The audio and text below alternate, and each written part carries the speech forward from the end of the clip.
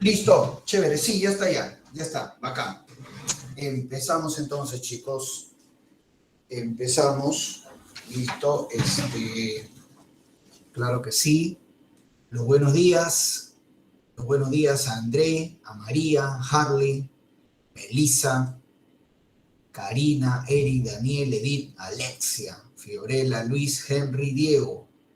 Buenos días también con ustedes, muchachos. Gracias por el saludo, gracias por la bienvenida.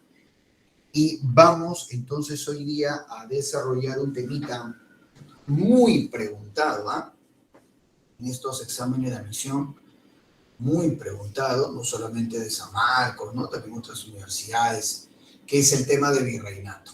Definitivamente. Muy bien, el tema de virreinato, muy preguntados, un clásico, ¿no? De la historia del Perú. Entonces, hoy día nos toca desarrollar eso, ¿no? Siempre atentos porque hacemos teoría y trabajamos las preguntas, ¿no? Y en las últimas diapositivas en las últimas sesiones nos han puesto preguntas de eco, ¿no? Hemos visto, ¿no? Con ahí algunas imágenes, verdadero o falso, ¿no? El estilo de eco, ¿no? Algunos párrafos también, y y eso es muy importante para ir adecuándonos a contestar ese tipo de preguntas que en realidad no son difíciles, ¿no? Simplemente es cuestión de leerlas atentamente y responderlas, ¿no? Así es, no es nada del otro mundo tampoco. Un poco también de acostumbrarse a la resolución de ese tipo de preguntas de desarrollo cognitivo. Muy bien. Vamos a ver entonces. Recuerden que si tienen alguna duda, alguna pregunta, lo pueden escribir por el chat o incluso, ¿no? Por micrófono, siempre y cuando sea del tema, por favor, chicos, lógico, normal. No hay ningún problema. Y cuando pongamos las claves, no tengamos miedo en equivocarnos, porque este es el momento para equivocarnos, ya que las equivocaciones, ¿qué hacemos? Las corregimos. Si no las corregimos hoy, ¿cuándo, los muchachos? Entonces, y cuando uno responde, uno se da cuenta también, ¿no? Oye, ¿esto de acá qué era? ¿Esto de acá qué significaba? Y de inmediato viene la pregunta, profe, ¿esto de acá puede repetir esto? No hay ningún problema. Ustedes saben que uno está siempre para resolver sus dudas, sus interrogantes, porque de eso se trata la clase, ¿sí? Vamos a ver entonces. Entonces, a ver, arrancamos.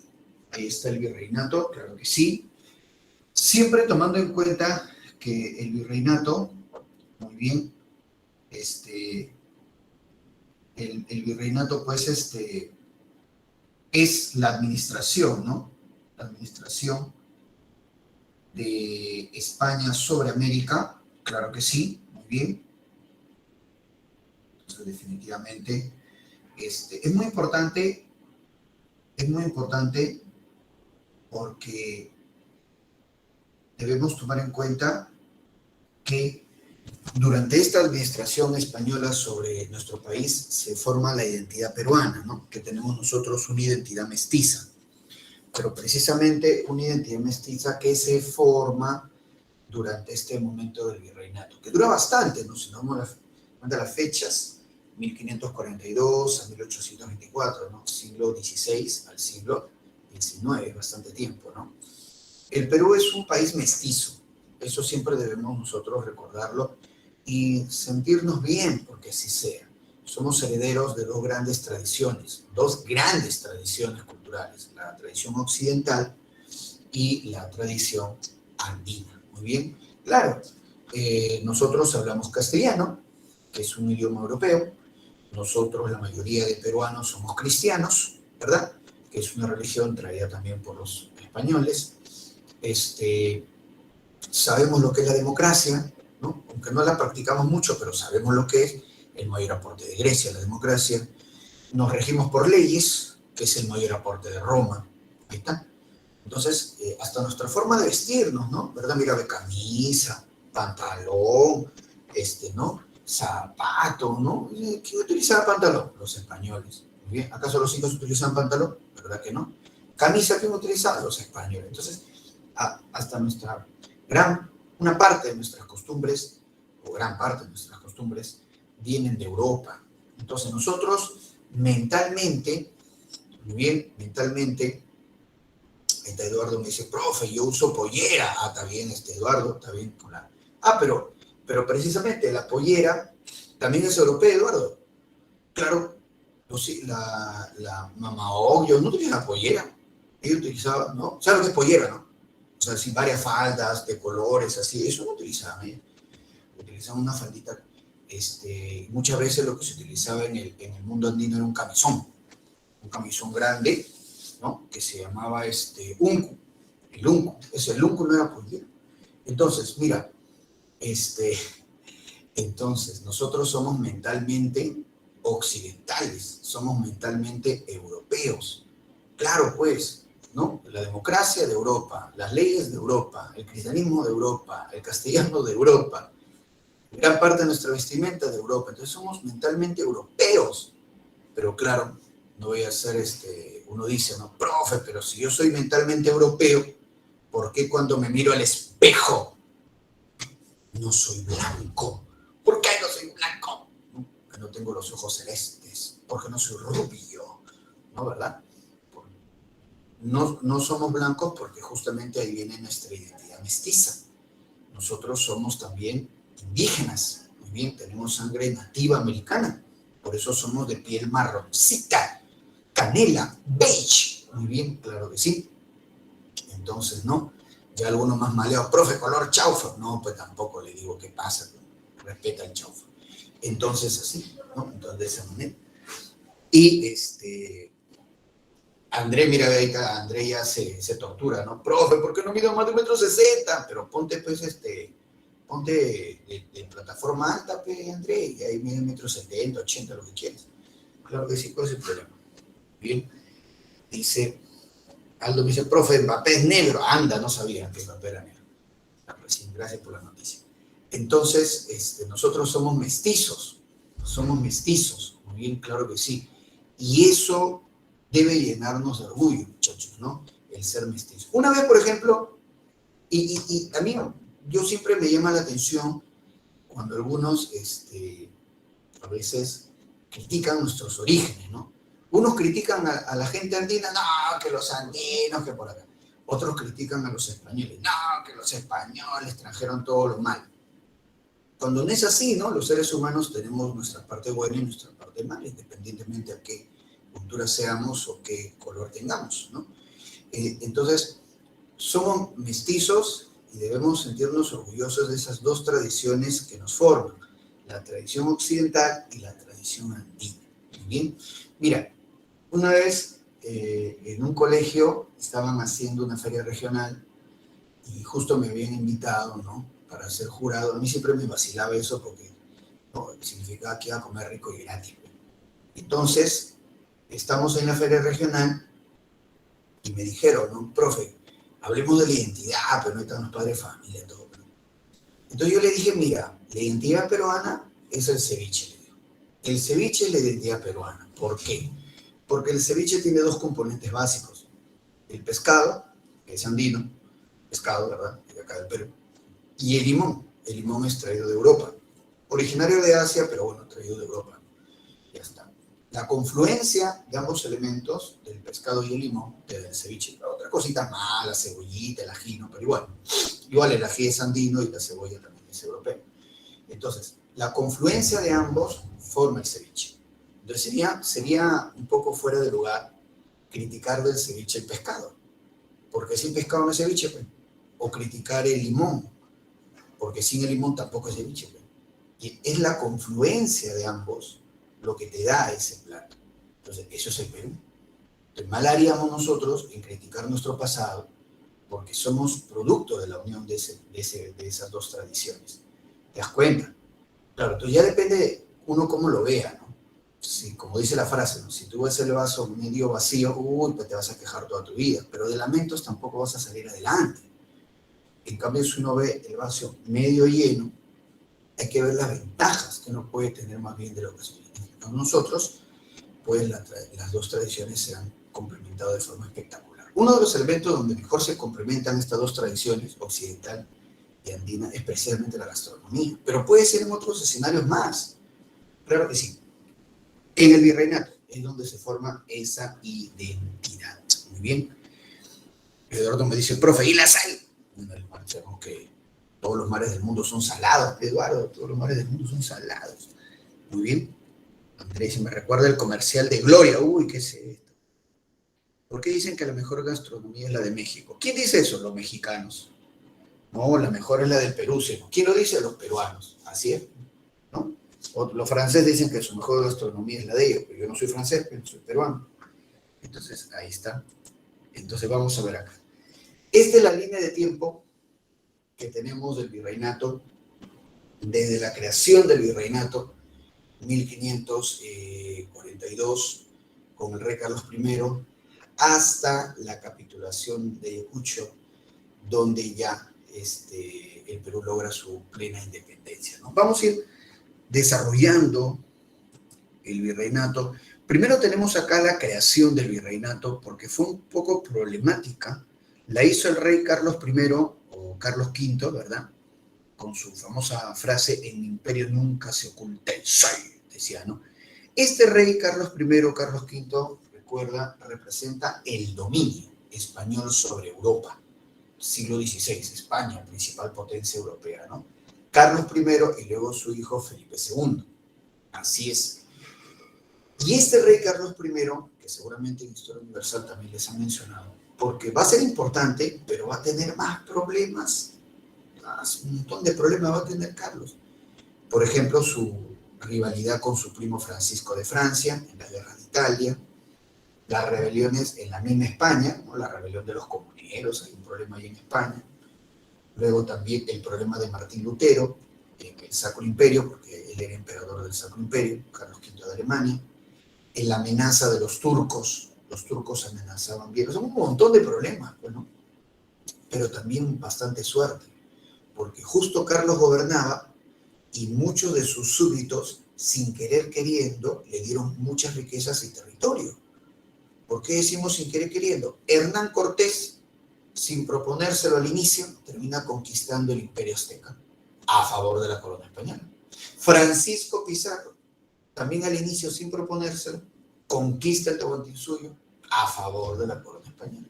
Fernando de Magallanes, que inicia la primera vuelta al mundo, conquista Filipinas, aunque muere Magallanes, pero también, ¿no?, conquistando ese territorio para España.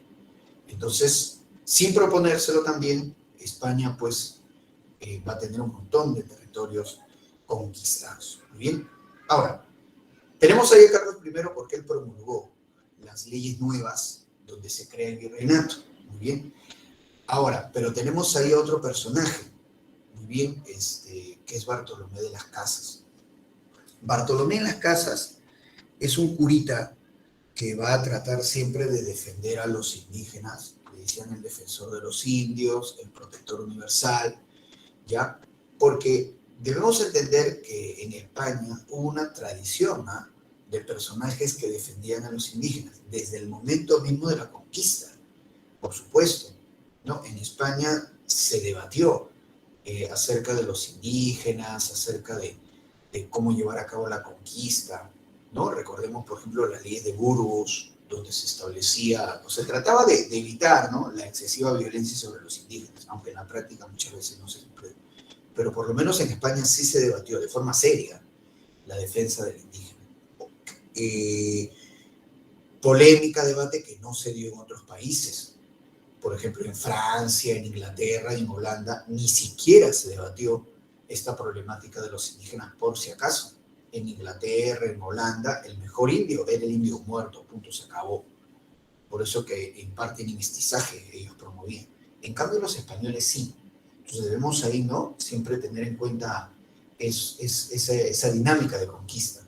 En el caso de España sí se debatió acerca de los indígenas, cómo cuidarlos, aunque muchas veces en la práctica no se cumplió, pero en otros países ni siquiera eso. Muy bien, era en otro, para Francia, para Inglaterra, los indígenas eran parte del paisaje, parte de los animalitos a los cuales hay que eliminar, así de simple. En cambio, en el caso de España, sí hay un debate, muy bien, y no solamente un debate, hay una consideración, porque vamos a ver, por ejemplo, que en el virreinato habían nobles indígenas, cosa que no ocurrió en otros imperios para nada. Mira, entonces, Bartolomé Las Casas denunciaba sobre todo el maltrato que hacían los encomenderos sobre los indígenas. Muy bien, y tanta fue la fama, ¿no?, la la retórica, ¿no?, de Bartolomé Las Casas, que cuando el rey Carlos I da las nuevas leyes, se incluyó algunas medidas en defensa de los indígenas. Muy bien, así es. Harry me dice, profe, ¿serio que metieron al rey mexicana en el prospecto? A la Revolución Mexicana, pero eso está en Historia Universal. Pero siempre ha estado, Harley, ¿eh? Que yo sepa, siempre ha estado la Revolución Mexicana. O sea, alguna vez habré dictado Historia Universal y me acuerdo que estaba la Revolución Mexicana, Harley. Sí, siempre ha estado, siempre se ha enseñado, ¿no? De Pancho Villa, Emiliano Zapata, esa gente, ¿no? Sí, siempre se ha mencionado. Porfirio Díaz. Bien, entonces, vemos acá las nuevas leyes. Entonces, estas nuevas leyes tenían tres objetivos. Primer objetivo, crear el virreinato. Crear el virreinato y la audiencia de Lima, como una forma ya de organizar, ¿no?, las posesiones españolas en América. El segundo punto es la defensa de los indígenas, en base a los discursos de Bartolomé Las Casas. Sí, una serie de medidas a favor de los... Por ejemplo, eliminar el servicio personal de indios. O sea, lo que pasa es que con el servicio personal prácticamente se esclavizaron a los indios. Tú sabes que eso era incorrecto. Ya España lo decía. Entonces, se elimina el servicio personal de indios. Y también se le quita privilegio a los encomenderos. Se eliminan encomiendas, se castiga a algunos encomenderos, se limita la encomienda a una sola generación, ¿verdad?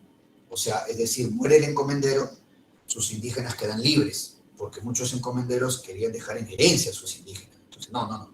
Todos le encomiendan a una sola generación. Entonces, viene a aplicarse las nuevas leyes acá, sobre todo a crear el virreinato, y quien aplica las nuevas leyes es el primer virrey, Núñez de Vela. Pero recordemos que Núñez de Vela era un hombre arbitrario, o sea, en verdad era un hombre abusivo de esto, ¿no? Una mala persona, parece que era el virrey Vela. Entonces, la no conveniencia, ¿no?, de las nuevas leyes y la actitud abusiva del virrey Vela, ¿qué provoca? La rebelión de los encomenderos mayores, ¿no? Con Gonzalo Pizarro, con el abuelito Carvajal, el demonio de los Andes. Que incluso Gonzalo Pizarro y los encomenderos derrotan y matan al virrey Vela, ¿no? ¿Qué quiere decir eso? Que el inicio del virreinato fue difícil, fue sangriento, ¿verdad? Después viene, ¿no?, el pacificador Lagasca, que derrota a los encomenderos, y bueno, ¿no?, ya poco a poco comienza a establecerse el virreinato en nuestro país. Muy bien, entonces, ahí está. David me escribe, profe, en los anteriores no había estado, al menos en los que yo adquirí. De la Revolución Mexicana.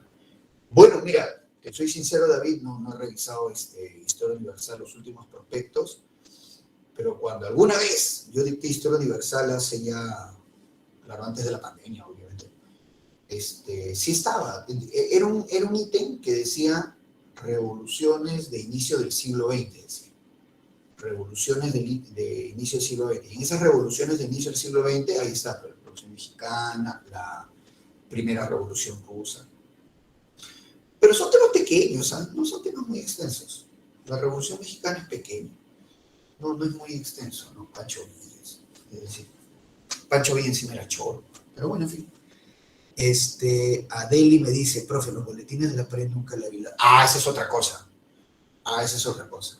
Que los boletines de la pared no esté, es otra cosa. Porque a veces los boletines de la pared juntan demasiado los temas. Y en algunos casos, me parece que algunos temas ni lo mencionan. Por eso siempre hay que ver mejor el prospecto. Mejor hay que ver siempre y en general, en los boletines a veces se tiende a juntar mucho los temas y algunos temas a veces ni se mencionan. Hay que tener cuidado ahí. Así es. Andrés dice, profe, la Revolución Mexicana a mí me parecía feo. No, es un tema pequeño en realidad. Porfirio Díaz, Pancho Villa, Emiliano Zapata, listo, igual el tema. A ellos les gustaban los planes, ¿no? El plan Ayala, el plan, ¿cómo se llama el otro? El plan Guadalupe, el plan San Luis de Potosí, puros planes eran, y al final ni un plan funcionaba. Me pareció el Perú, la Revolución Mexicana. Bien, así es. Mira, acá tenemos las autoridades coloniales, muy bien. Primero en España, obviamente en España es la metrópoli, ¿no? Dependíamos de España, ahí está. En España tenemos al rey, obviamente la suprema autoridad, lógico, el rey, ¿no? Claro que sí. Dos dinastías, ¿no? Habsburgo, los 5 primeros, los Habsburgo, los de Austria, y los Borbones, ¿no? Los de Francia. Pero como los reyes, lo que pasa es que el rey de España estaba más preocupado en lo que pasaba en España misma, ahí, en la península, y en Europa. En realidad al rey no le quedaba tiempo para ver las provincias de América, no le quedaba tiempo. Es como ahora el gobierno, cuando hablan del Braen, así, ¿no? Es una zona marginal, prácticamente. Igualito. América era una zona marginal. Entonces no era la primera preocupación. Y por eso el rey Carlos I, él crea este Consejo de Indias, que es como un ministerio que se va a encargar de administrar, ¿no? Todas las colonias americanas, no solamente el virreinato del Perú, el virreinato de México, dicho sea de paso, por ejemplo. Entonces el Consejo de Indias, todo lo que tenga que ver con la política colonial, involucraba el Consejo de Indias, ¿no? Nombramiento de autoridades, el juicio de residencia, el máximo tribunal, que con respecto a las colonias, todo eso se encargaba el Consejo de Indias. Bien, recuerda que, por si acaso te digo, recuerda que el juicio de residencia era un mecanismo anticorrupción. Mira qué curioso, era un mecanismo anticorrupción, ¿no? Ahora que está de moda la lucha anticorrupción, que es más falsa que billete de 2 soles. Entonces, el juicio de residencia era un mecanismo anticorrupción, porque el juicio de residencia era una evaluación que hacían a todos los funcionarios cuando terminaba su periodo de gobierno. Por ejemplo, el virrey gobernaba generalmente 5 años, entonces terminaba su gobierno el virrey y lo sometían al juicio de residencia, allí en España. Si había robado, si había cometido un delito, alguna irregularidad, ¿no? Si era así, obviamente lo van a procesar. Entonces era un mecanismo anticorrupción el juicio de residencia y lo hacía el Consejo de India, ¿no? Ahora, acá en el Perú, las autoridades locales, tenemos en primer lugar al virrey. Bien, definitivamente el virrey más importante fue Francisco de Toledo, por varios motivos. Uno de ellos que organiza la mitad minera, ¿no? Bacán.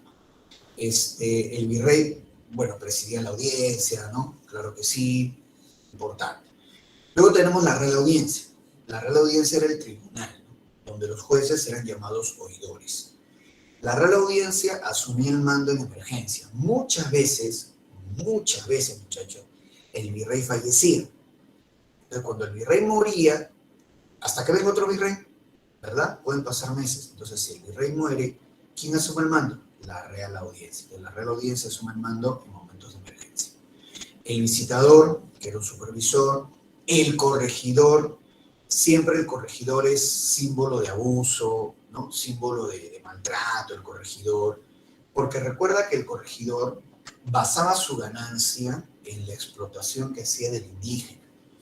Es más, durante la época Habsburgo, durante la época de los Habsburgo, el cargo de corregidor era vendido, el cargo de corregidor era subastado, ¿ya? O sea, tú dabas un billete y comprabas el cargo de corregidor. Y muchas veces el sueldo del corregidor no era mucho.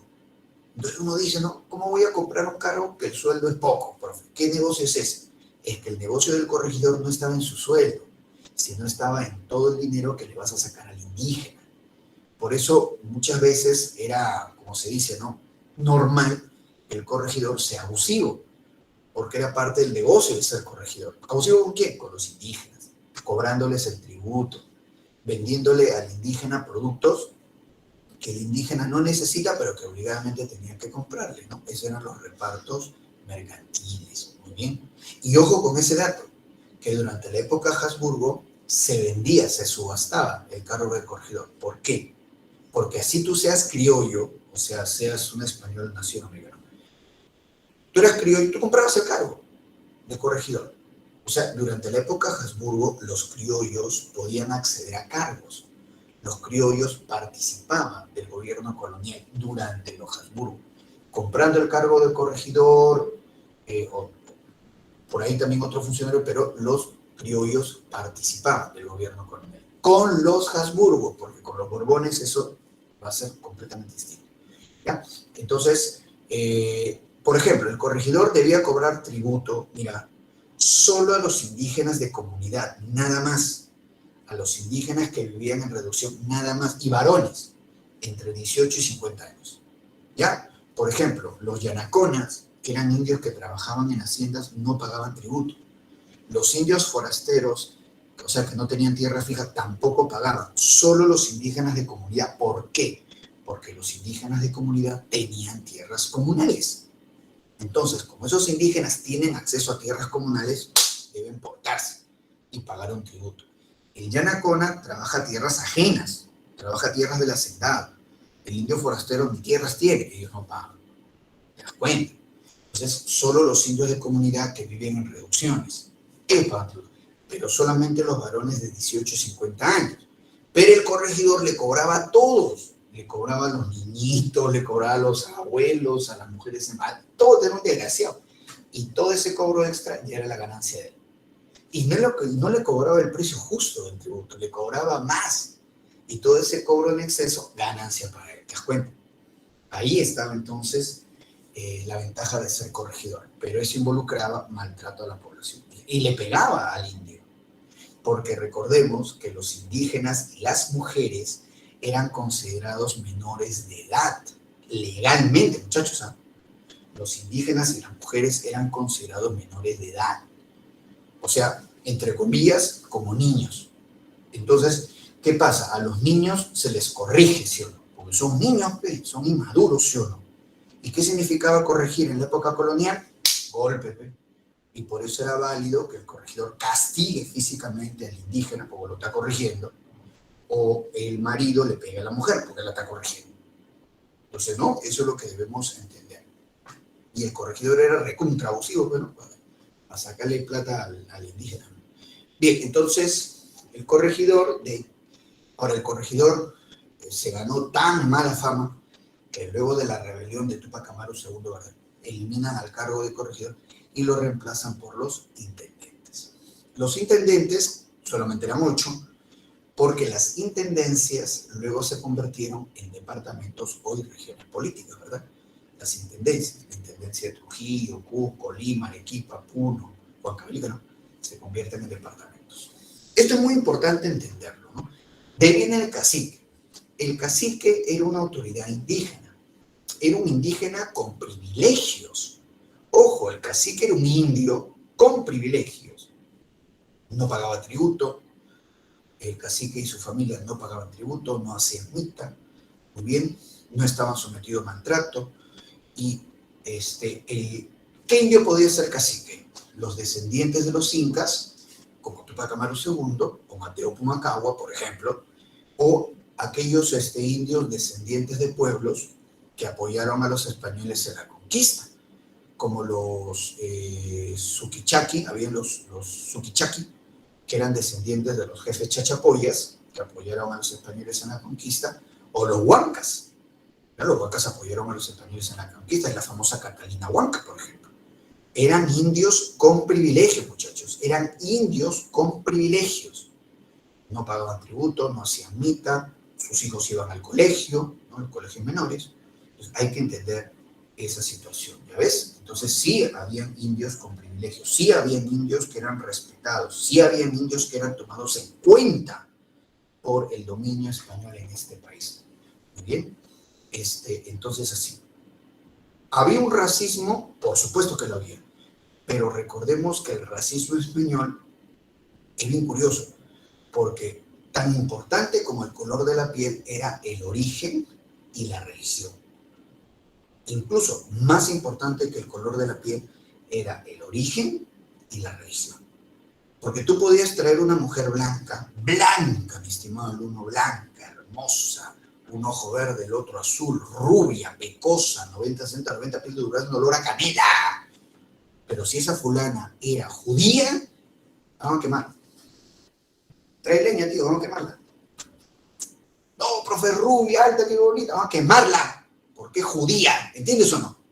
Entonces, por encima del color de la piel está la religión, está Dios. No seas blasfemo, no seas hereje. Entonces, por encima del color de la piel está la religión. Y los caciques. Tupac Amaru, Pumacahua, Catalina Huanca, eran más indios que yo. Eran más indios que yo. Y eran indios con privilegios. Entonces, no todo es el color de la piel, pues. No todo es el color de la piel. Entonces, el origen y la religión estaban por encima del color de la piel. Claro que había racismo, pero ese racismo tenía variables como las que te estoy mencionando. Ah, ya ves. Entonces te das cuenta. Y luego tenemos el cabildo o ayuntamiento que administraba una ciudad. El cabildo o ayuntamiento administraba una ciudad, lo que hoy llamaríamos municipalidad, y abajito está el barayoc o alcalde de indios, que era jefe de una reducción. Acuérdate que las reducciones, es un nombre curioso, ¿no? Reducción, pero así se llamaban. Las reducciones eran los pueblos de indígenas, ¿no?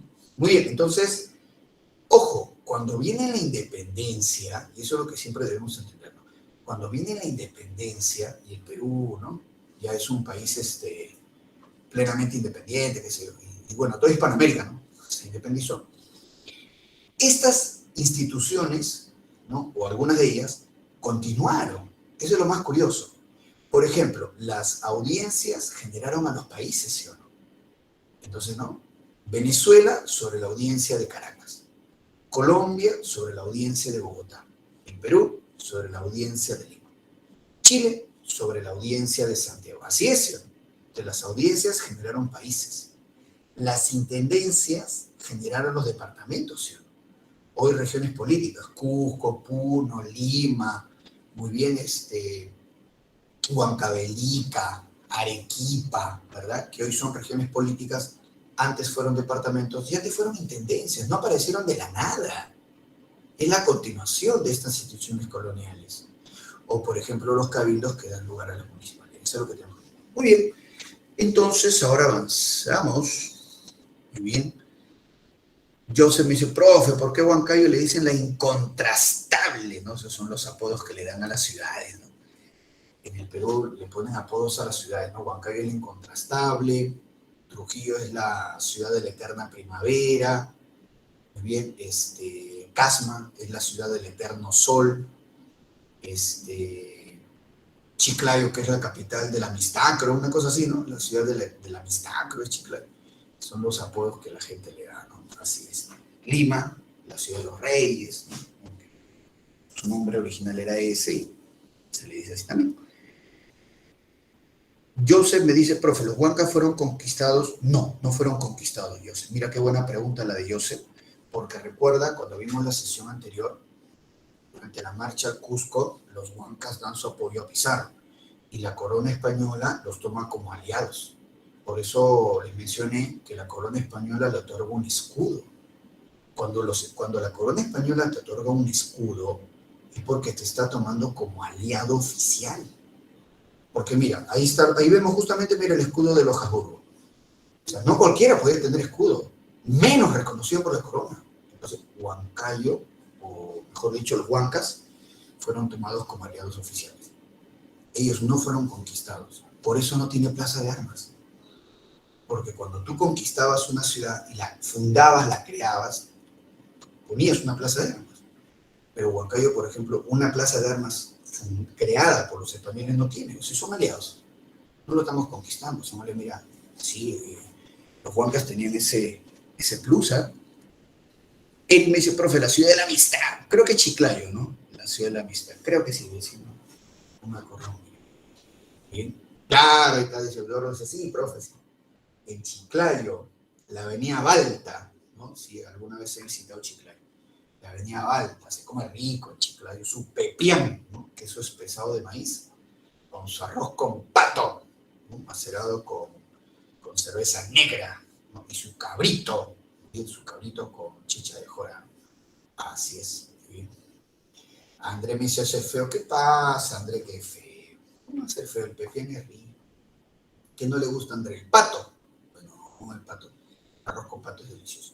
Mira, ahí tenemos a Carlos I Habsburgo, que ya les he dicho que él representa el predominio, ¿no?, español en Europa. Ahí está su escudo, el escudo de los Habsburgo, el águila bicéfala. El águila bicéfala Y de fondo, si te das cuenta, de fondo del escudo está la bandera de los Habsburgo, que lo vemos abajito, la Cruz de Borgoña. Ya, ojo que esa Cruz de Borgoña fue la inspiración para que San Martín elabore nuestra bandera y tome los colores blanquirrojos, ¿sí? Siempre hay que entender eso, ¿no? La Cruz de Borgoña fue la inspiración para San Martín para ponernos como bandera los colores blanquirrojos. Así es. Henry me dice, profe, ¿por qué la ultraderecha peruana, caramba, la ultraderecha peruana, qué es esto? Usaba la Cruz de Borgoña en estas últimas elecciones. Bueno, que yo sepa, no es ultra, simplemente es derecha. Claro, ¿no? Siempre hay que evitar etiquetarlas, ¿no? A mí no me gusta etiquetar porque yo veo, por ejemplo, que algunos dicen de ultraderecha fascista y luego cuando uno le pregunta a ellos te dicen, no, es que ellos son terroristas. Entonces, ¿qué queda? Estoy entre fascistas y terroristas. Dios mío, ¿qué es esto? Nos fregamos, por eso el Perú está mal. Entonces, no, simplemente son de derecha y de izquierda, ¿no? Ahora, que ellos quieran etiquetarse mutuamente, problema de ellos, ¿no? Pero, y al etiquetarse quieren descalificarse, ¿no? O sea, como te digo, uno dice, fascista, entonces, ¿qué voy a negociar yo con un fascista? No, que ya fue, pero. Y el otro mundo es terruco, ¿qué voy a negociar yo con un terruco? Ya fue, pero no son así, son simplemente posiciones políticas, ¿muy bien? Deben tranquilizarse nomás y deben exponer qué es lo que quieren hacer. La derecha peruana sí toma esa Cruz de Borgoña porque ellos reivindican la herencia hispana. Ellos reivindican la herencia hispana. Bien, claro. Vuelvo a repetirte que San Martín tomó esta bandera para elaborar nuestra bandera actual. O sea, es una bandera que sirvió de inspiración para la bandera nacional y que reivindica justamente la herencia española. Nada más. Así como, por ejemplo, algunos que reivindican el Tahuantinsuyo salen con la, entre comillas, bandera del Tahuantinsuyo para reivindicar la herencia inca. Pero en el caso de la bandera del Tahuantinsuyo sería un problema, porque esa bandera nunca existió. Es más, desde mi punto de vista, es una falta de respeto decir que los incas tuvieron bandera, porque sabemos que la idea de bandera nace de Europa. Nace en Europa a raíz de las ideas de la Ilustración, la idea de nación, la idea de Estado, que es un proceso europeo. Los incas no tuvieron por qué tener eso. Los incas no tuvieron por qué tener, o sea, que hay que pensar como europeo para tener bandera. O sea, los incas, yo tengo que entender que los incas pensaron como europeos para que puedan generar una bandera. No, los incas no tuvieron bandera. Esa disque bandera del Tahuantinsuyo nunca existió, eso es un invento. Como es un invento, también eso de la Masúa, Maqueya, Mayuya. Eso también es un invento. Eso nació por los indigenistas del inicio del siglo XX. Yo no sé por qué la idea de mentirle a la gente o de ir construyendo ideas donde no existen. Muy bien, entonces no, es más, la disque bandera del Tahuantinsuyo se parece mucho a la bandera gay, ¿no? Que obviamente es una bandera que merece respeto, pero no tiene nada que ver con los incas, ¿no? Y Huayna Cápac, Atahualpa, lo último que puedo pensar es que hubiera sido gay, ¿no? Si esos patas eran más mujeriegos que mandados a hacer. Entonces, un poco como que no cuadra ahí. Desde mi punto de vista, no cuadra mucho ahí las ideas. Muy bien, ahí está. Dice, se transformaron. Guarda, ¿cómo que se transformaron, Eduardo? Guarda, ¿cómo que se transformaron? Eduardo, mi profe, y la bandera que representa justamente lo que te he mencionado, ¿no? Melissa dice, creo que esa es la bandera de un solo, pasaron por la bandera del Cusco. Bueno, en tal caso, sería bueno reivindicar la bandera del Cusco, ¿no? Más que esa bandera del Tahuantinsuyo, sería más interesante, ¿no? Digo, eso dijo Lescano. ¿Lescano? ¿Qué dijo Lescano? Yo me acuerdo, Lescano no es el que decía que había que tomar cañazo en vez de vacuna, creo una vaina así que lo dijo, ¿no? Y no le fue tan bien en las elecciones. Eduardo de los incas eran gays, dice, no creo, ¿ah?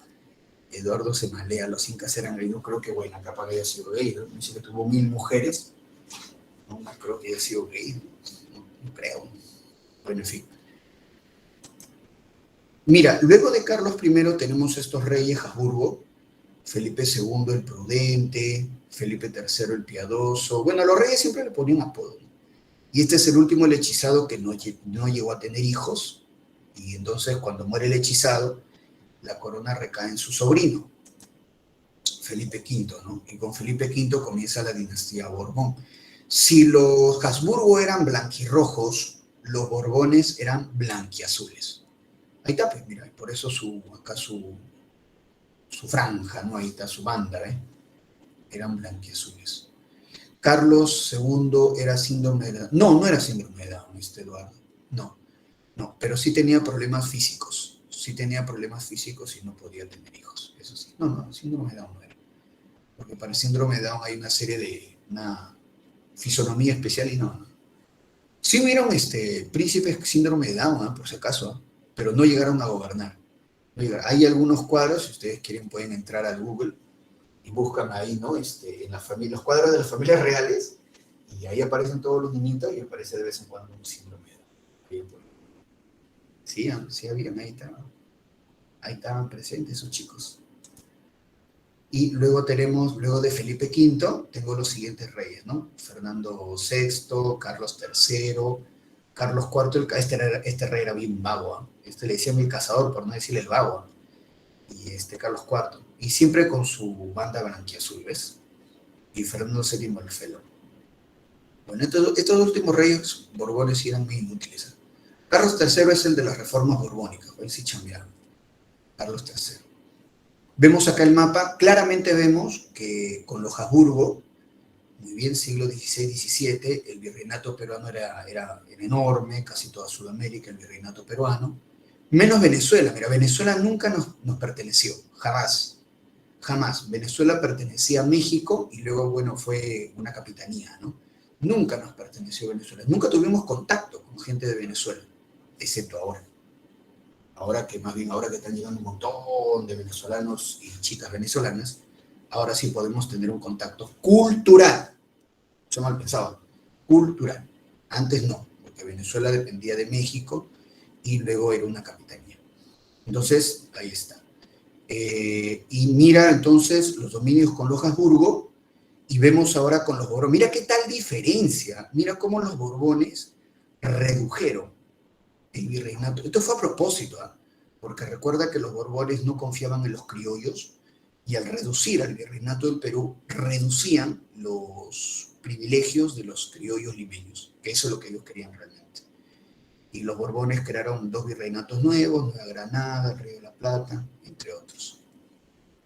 Muy bien. Este es el virrey más importante, ¿no? Francisco de Toledo, el virrey más importante, porque recordemos que él organiza la mita minera ordinaria, que era la mita más brava, porque recuerda que los indígenas, ojo, indígenas de reducción, ellos hacían 5 tipos de mita, pero la más terrible es la mita minera ordinaria. Bien, ordenó ejecutar a Tupac Amaru II, organizó a los indígenas en pueblos, reducciones, ¿no? Muy bien. Luego tenemos el virrey Amat, pero el virrey Amat de Juníez a veces más se le recuerda por su amorío con esta señorita, ¿no? Con la Perricholi, ¿no? Guanuqueña, guapa, era mestiza, cholita, Micaela, pero muy guapa, o sea, muy coquetona, dice que era muy, muy, muy coquetona, llamaba bastante la atención la Perricholi, ¿no? Y bueno, el virrey era casi 60 años, y la Perricholi 24, 25 creo, y bueno, tuvieron ahí unos amoríos, ¿no? Famosos. Eduardo me dice, profe, ¿por qué el Tahuantinsuyo nunca llegó a invadir lo que es territorio de Brasil? Recuerda, Eduardo, que los incas solamente conquistaban pueblos cuya mano de obra sea útil. O sea, pueblos que sepan la agricultura, la ganadería, quizás cerámica, textilería, ¿no? Un mínimo de civilización, ¿entiendes? Y lastimosamente los pueblos de la selva amazónica eran pueblos que vivían todavía en el Paleolítico. Eran cazadores, recolectores, ni cultivar a veces había. Entonces era una mano de obra que no iba a ser aprovechada. Porque siempre toma en cuenta que en el Perú antiguo lo más valorado era la mano de obra, ¿te acuerdas? Entonces no tiene sentido conquistar un pueblo cuya mano de obra no sea útil. Un pueblo que no haya generado mano de obra útil, ni agricultura, ni ganadería, ni cerámica, ni artesanía, ni nada. Entonces no tiene sentido, ¿no? Por eso no conquistaron. Eric un poquito más maleado. Profe, eran salvajes. Bueno, ya está bien, eran salvajes, ya está bien, lo resumiste. Muy bien. André dice 35 años de diferencia. Entre el virrey y la Perricholi, sí, pues. Sé que el amor lo puede todo, pues, André. No seas prejuicioso. Sammy dice, profe, era cómico, era actriz. ¿Cómo que cómica, Sammy? ¿Cómo que cómica? ¿Qué pasa? Era actriz. Pero era muy inteligente la Perrecholi. Era muy inteligente. Ella tuvo un hijo con el virrey Amat. Bueno, ella... ¿cómo decirles? Bueno, tuvieron un hijo que algunos dudaban, pues, porque la Perrecholi era brava. Sí, ella le era infiel al virrey Amat. Ella le era infiel. Y toda Lima sabía eso. Sí. Así como el último caso que pasó en la tele, así era la Perrecholi, era brava. Ella era brava. Y por eso el virrey Amat le insultaba. Eso de Perrecholi en realidad era un insulto que el virrey Amat le hacía a ella. Porque ella era jovencita, también hay que entender, era joven, pero no. No es para justificarla, pero era joven, pues tiene que vivir, tiene derecho. Y ellos tuvieron un hijo. Bueno, el virrey lo reconoce como su hijo, bueno, debe ser, ¿no? Bueno, es su hijo, es su hijo. Y luego, cuando el virrey era casado, ¿no? Creo que sí sabe, ¿no? El virrey además era casado y su esposa estaba en España. Y entonces él regresa a España y la Perrecholi le da a entender que quiere irse con él a España. Y el virrey no, tú eres de acá, nomás. Y la dejó acá. Pero la Perrecholi, ni corta ni perezosa, entabló una relación amorosa con el dueño de un dueño de un teatro, ¿no? Y ella era actriz, o sea, ella nunca vivió mal. Mal nunca vivió la Perrecholi. Ella siempre supo ubicarse bien socialmente, ¿no? Así que podemos utilizar a buena onda la palabra, ojo, a buena onda la palabra, ¿ya? Entonces, Melissa Paredes, no, pero Eduardo, ya comienzan ya. No, pero no se puede hablar con ustedes, ya comienzan con Melissa Paredes. ¿Qué es esto? ¿Por qué nivel llegamos? ¿Por qué es un Magali? ¿Qué es esto? Digo, me dice dinamita, una dinamita, una bomba, ¿qué pasa? Virrey Gato, ya había, no, mejor pasamos a otro tema, ya, Virrey Gato, no, que sí, no falta de respeto, déjala las patas el Virrey Amata. ¿Saben? Me dice, es que en la toma del Bastión, no recuerdo el nombre bien, esa serie, que está en Netflix o en YouTube, dicen que era cómica. Es que era actriz, porque cuando uno dice cómica, uno puede decir, pues una, ¿no? Era así, un chiste. No, era actriz, ella era actriz. Ella era actriz. El último bastión, cómica ambulante, ¿ya ves? Por eso no se utiliza la palabra cómica, Eduardo, cómica ambulante. André dice, Melissa hace cachudo, ¿qué pasa? André habla bien, escribe. No sé quiénes son esos, muy ocupado leyendo Aristóteles y Spinoza. Sí, igual yo también, leyendo a Sócrates, ¿no? Bueno, los discursos que han mencionado a Sócrates. Acá ellos interpretaron el catolicismo a nivel que lo hizo Kierkegaard. Dios mío, ¿qué es esto? No, mejor no lo leo, me va a doler la cabeza. Bueno, vamos a ver entonces, seguimos ahí, a ver. Intenté ver esa serie, El Último Bastión. Bueno, intenté verla. Igual que la serie Bolívar que está en Netflix, también intenté verlo. No son tan buenas, Ah, sí, ¿te gustó, Henry? Bien por ti, Henry, te felicito. Se me lo recomiendo, La Esclava Blanca. La Esclava Blanca, interesante, ¿eh? A ver, voy a darle una mirada. Bien, estos son otros virreyes importantes. Fernández de Castro, un virrey piadoso. Fernández de Castro, por ejemplo, monitoreó que se canonice a Santa Rosa de Lima. Tiene esta famosa frase, Fernando de Castro, que alguna vez preguntaron en un examen de admisión. Esta frase, no es oro y plata, sino sangre y sudor de los indios lo que España se lleva a América, ¿no? Incluso el virrey Fernández, ¿no? Conde de Lemos, pidió anular la mitad minera. No le hicieron caso, ¿qué le van a hacer caso? Pues si España sacaba plata con eso. Pero este virrey era muy piadoso, ¿no? Y como te digo, monitoreó la beatificación y canonización de Santa Rosita. El virrey Manso, que soportó el terremoto de 1746, el virrey Abascal, uno de los últimos virreyes. Otro virrey es importante, este es el primer virrey Vela, que fue asesinado por los encomenderos en Añaquito. Este es el virrey Francisco Borja, que fundó los colegios para hijos de caciques. Acá está el virrey Melchor Navarra, el que muralló Lima. El virrey Gil, ¿cómo? Este virrey Gil de Taboada apoyó la Ilustración. Y la Serna, debemos saber que es el último virrey, ¿no? La Serna. Muy bien, ahí está. Henry me dice, profe, ¿por qué plataforma? Supongo que es Netflix, ¿no? O YouTube. Ahí están las autoridades locales, tenemos acá la Real Audiencia, acá están los oidores, que eran los jueces. Recuerda que la audiencia asumía el mando en emergencia, ¿no? Cuando moría el virrey. Acá está el corregidor, siempre el corregidor abusando del indio, ¿no? Siempre, porque en verdad dice que era bien malo este pata. Bueno, ya les he dicho que la ganancia del corregidor se basaba en qué tan abusivo sea con el indio, ¿no? Ya te he dicho esa dinámica. Y los dibujos de Guamán Poma de Ayala, ¿no? Guamán Poma de Ayala. Ahí está. Más dibujos de Guamán Poma, siempre el corregidor abusando, ¿no? Definitivamente los encomenderos y los corregidores fueron los personajes más abusivos, ¿no? De lejos, ¿no? Corregidor de minas, está maltratándolo a su, ¿no? Está pegando. Al otro le ha puesto acá en el cepo. Bueno. Y luego tenemos las intendencias que reemplazaron a los corregimientos, ¿verdad? Están las 8 intendencias. Los caciques, acá tenemos a Catalina Huanca, ¿no? Habían cacicas, por supuesto, de origen inca o de pueblos que apoyaron a los españoles en la conquista, como los huancas, ¿no? En este caso. El cabildo, que es como decir la municipalidad de Lima, ¿no? Y el barayó, que era jefe de una reducción. Así es. Ahí está. Vamos con las preguntas, chicos. Nos han puesto preguntas. Ya, saquémosle provecho porque recuerda que son preguntas de eco. ¿Ya? Por favor, lean las preguntas y pongan sus claves. No importa que nos equivoquemos, muchachos, estamos acá.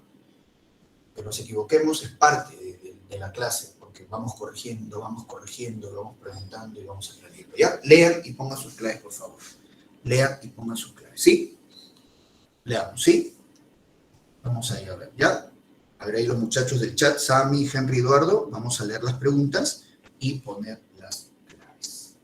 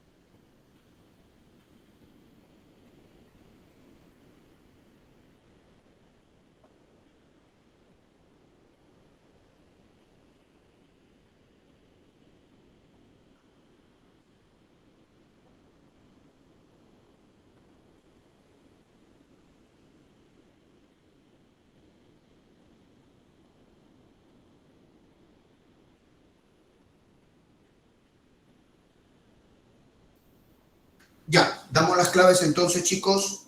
Damos las claves entonces.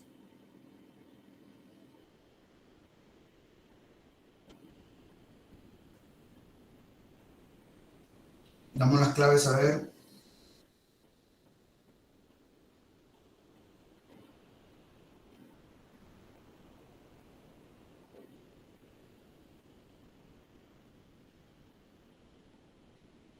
A ver, vamos con la pregunta uno. Vamos con la pregunta uno.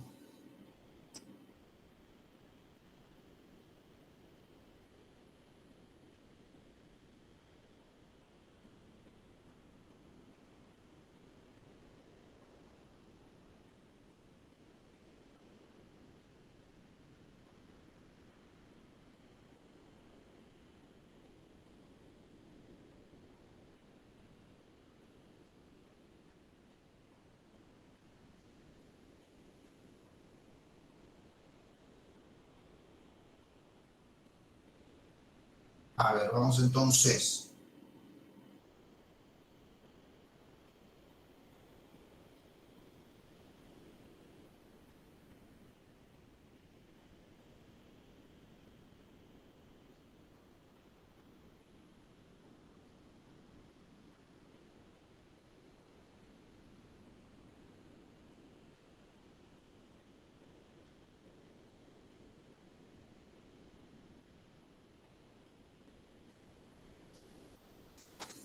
A ver, chicos, dice la pregunta uno. No es un hecho del gobierno del virrey Manuel Amat y Julián.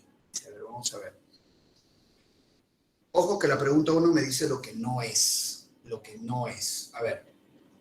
Premisa A. Fundación del Real Convictorio de San Carlos, sí. Cuando el virrey Manuel Amat expulsa a los jesuitas, como la educación se vio muy afectada, entonces sí, el virrey Amat fundó el Real Convictorio de San Carlos. Sí es una obra que le corresponda. Sí es. Ojo que me está pidiendo la pregunta uno lo que no es. Muy bien, lo que no es. Dice la premisa B. Premisa B dice, ¿no? Construcción de la Plaza de Hacho, sí. Corresponde la construcción de la Plaza de Hacho. Forma parte digamos, de la reconstrucción de Lima tras el terremoto de 1746. Bien. Premisa C. Dice en la pregunta 1, decreto de libre comercio. Eso es lo que no corresponde, porque el decreto de libre comercio, que es una de las grandes medidas de las reformas borbónicas, fue con el virrey Manuel Guirior, que es un virrey posterior a Manuel Amat y Julián. Muy bien, entonces el decreto de libre comercio es con el virrey Manuel Guirior. Eso es lo que no corresponde. Uno casa. Dos, dice, la división territorial del virreinato originó que las audiencias se conviertan bueno, vimos que las audiencias se conviertan en países, ¿no? Puntos suspensivos. Los corregimientos y o subdelegaciones para la creación de los corregimientos eran como 80, eran como 88, me parece, corregidores, eran más de 80, y es lo que hoy vendrían a ser las provincias. Entonces, ¿no? Puntos suspensivos. Y las intendencias dieron origen, bueno, las intendencias a los departamentos o de regiones políticas. Por lo tanto, dos delitos. Tres, me han puesto un mapa. Mira que tanto la pregunta 2 como la pregunta 3 son preguntas de ECOA. La pregunta 3 me han puesto un mapa y observo ahí que el virreinato del Perú es extenso, excepto los dominios de Portugal y Venezuela, como habíamos quedado. Entonces, es el virreinato de la primera etapa, de la primera dinastía, ¿no? De los Austria, de los Habsburgo. ¿Bien? Entonces, tres besitos. ¿Cómo queda la primera columna? 1, casa, 2 dedos y 3 besitos. Repito la primera columna. 1, casa, 2 dedos y 3 besitos. Muy bien. Repito, la primera columna, 1 casa, 2 dedos y 3 besitos. Vamos con la segunda columna. Dice, pregunta 4. El pliego de Mortaja durante el virreinato del Perú está en relación con... El pliego de Mortaja, muchachos, era un testamento político. Porque como yo les he señalado, muchos virreyes vinieron y fallecieron acá. Por ejemplo, el segundo virrey, Antonio Mendoza, que debió enfrentar a la rebelión de los insatisfechos de Hernández Girón, el virrey Antonio Mendoza llega y a las pocas semanas fallece. O sea, el virrey Antonio Mendoza viene para que lo entierren acá. Y cuando fallecía el virrey, claro, la Real Audiencia asume el mando, pero este era el testamento político, ¿no? El pliego de mortaja. Ahí el virrey daba algunas indicaciones, ¿no? Entonces, porque su muerte puede ser repentina, ¿no? Por un accidente, un infarto, no sé yo, ¿no? Entonces, el pliego de mortaja era como un testamento político que dejaba el virrey. Muy bien, entonces, 4 casas, 4 casas. 5. La 5 es una pregunta de Ecuador. Dice, el virreinato peruano fue dividido en, cuya misión fundamental era la de controlar el abuso de los, puntos suspensivos, contra los, puntos suspensivos. Bueno, fue dividido en corregimientos, muy bien, cuya misión fundamental era la de controlar el abuso de los españoles contra sí. Los corregimientos fueron creados increíblemente para corregir los abusos, sobre todo que los encomenderos hacían sobre los indígenas. Y con el tiempo, en vez de corregir, aumentó los abusos sobre los indígenas, ¿no? Cosa curiosa. Entonces, 5 casas, 5 casas. 6. Con respecto al virreinato, indique la relación correcta. Muy bien, 5 casas, estamos quedando 5 casas. Muy bien. Vamos con la 6. Hay que relacionar. A ver. 1, son virreyes, ¿no? A ver. 1, Hurtado de Mendoza, Marqués de Cañete, él es el tercer virrey. Y este Hurtado de Mendoza es el que negocia y convence a Zairi Túpac, segundo inca de Vilcabamba, para que abandone Vilcabamba y se establezca en el Cusco. Y así lo hizo Zairi Túpac, ¿no? Entonces, empezaría con 1 casa. Con 1 casa. 2, Francisco de Toledo, ¿no? El virrey organizador. Conde de Oropesa. Muy bien. Reordenó a la población indígena, ¿no? En pueblitos llamados reducciones. Sería 1 casa y 2 agua. 1 casa, 2 agua, casa.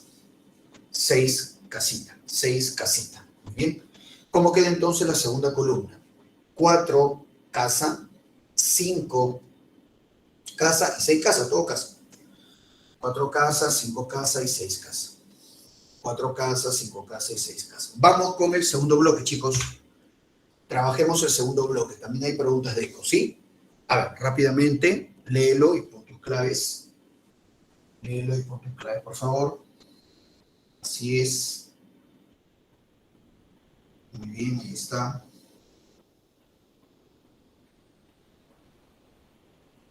Así es.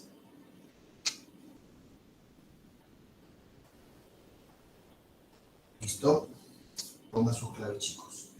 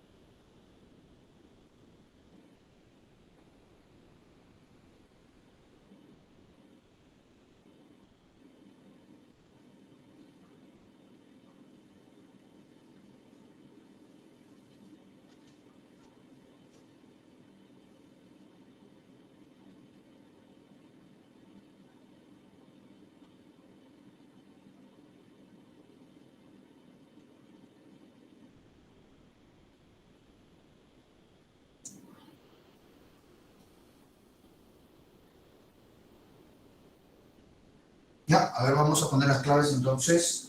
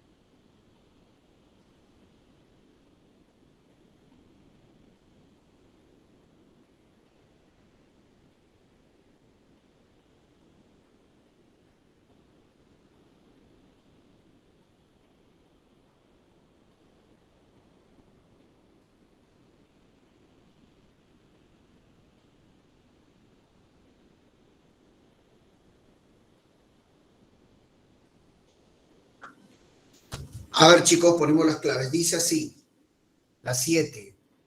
La función del Real y Supremo Consejo de Indias fue, recuerda que este Consejo de Indias era como un ministerio, ¿no? Que Carlos I había creado para supervisar las colonias, para supervisar, pues, lo referente a los virreinatos, ¿no? De México y de Perú. Entonces, ahí la respuesta debe ser casa, ejecutar el juicio de residencia. Recordemos que el juicio de residencia era esa supervisión que recibían todos los funcionarios al término de su mandato para ver si habían cometido alguna irregularidad. Y si era así, obviamente, procesarlos. Sería entonces 7 casas, 8. 7 casas, vamos con la 8, dice, la explotación del indígena durante la colonia fue intensa. Y así un virrey llamado, puntos suspensivos, diría, no es plata lo que se llevaba a España, sino sudor y sangre de los indios. Además de pedir la anulación de la... Bueno, ese es el virrey, pues que yo les mencioné que alguna vez vino un examen de admisión, el virrey Pedro Fernández de Castro, conde de Lemos, y que pidió la anulación de la mita minera o mita ordinaria, ¿no? Recordemos que eran 5 tipos de mita, ¿no? Mita minera, mita obrajera, mita rural, mita de tambo y mita de plaza. Entonces, 8 sería casa. 8 casa. 9, mira, tanto la 8 como la 9 preguntas de Ecoar. La 9 dice, en la siguiente imagen, el cronista, puntos suspensivos, muestra el abuso sobre la población andina por parte de los... Obviamente sabemos que esos dibujos son de el cronista indígena Felipe Guamán Poma de Ayala, ¿no? Claro. Ahora, y lo que habría que ver es si son los encomenderos o los corregidores los que están cometiendo el abuso. Pero siempre la ventaja de los dibujos de Guamán Poma, que él siempre los titulaba. Entonces, simplemente es cuestión de leer o tratar de entender también, porque es un castellano del siglo XVII, lo que Guamán Poma nos ha querido decir. Y bueno, ahí dice, claramente dice corregimiento, ¿no? Son los corregidores entonces. 9 dedos, 9 dedos, 9 deditos. ¿Cómo queda entonces la primera columna? 7 casa, 8 casa también, y 9 dedos. 7 casa, 8 casa y 9 dedos. 7 casa, 8 casa y 9 dedos. Vamos con la segunda columna. A ver, ¿qué dice la segunda columna? La pregunta 10. Los caciques fueron educados en colegios con el propósito de, en los colegios menores, ¿no? Con el propósito de, ahí la respuesta es dedo, ¿verdad? Ser útiles políticamente al gobierno colonial, porque como caciques ayudaban, ¿no? Al control de la población andina, colaboraban también con el recojo del tributo, ¿sí? Colaboraban con el corregidor. Así es, entonces 10 deditos, 10 deditos. 11. Los hijos de los... mira que tanto la 11 como la 12 son deco. Ya veremos con la 11. Los hijos de los puntos suspensivos estudiaron en los colegios menores, donde los profesores pertenecientes a la orden, puntos suspensivos, inculcaron un fuerte orgullo por su origen, el llamado nacionalismo neo-inca. Ajá. Entonces, acá cuál será la clave, ¿ah? Los hijos de los caciques, ¿sí? Los hijos de los caciques podían estudiar colegio San Francisco Borja en el Cusco, donde estudió Tupac Amaru, o el colegio El Príncipe acá en Lima.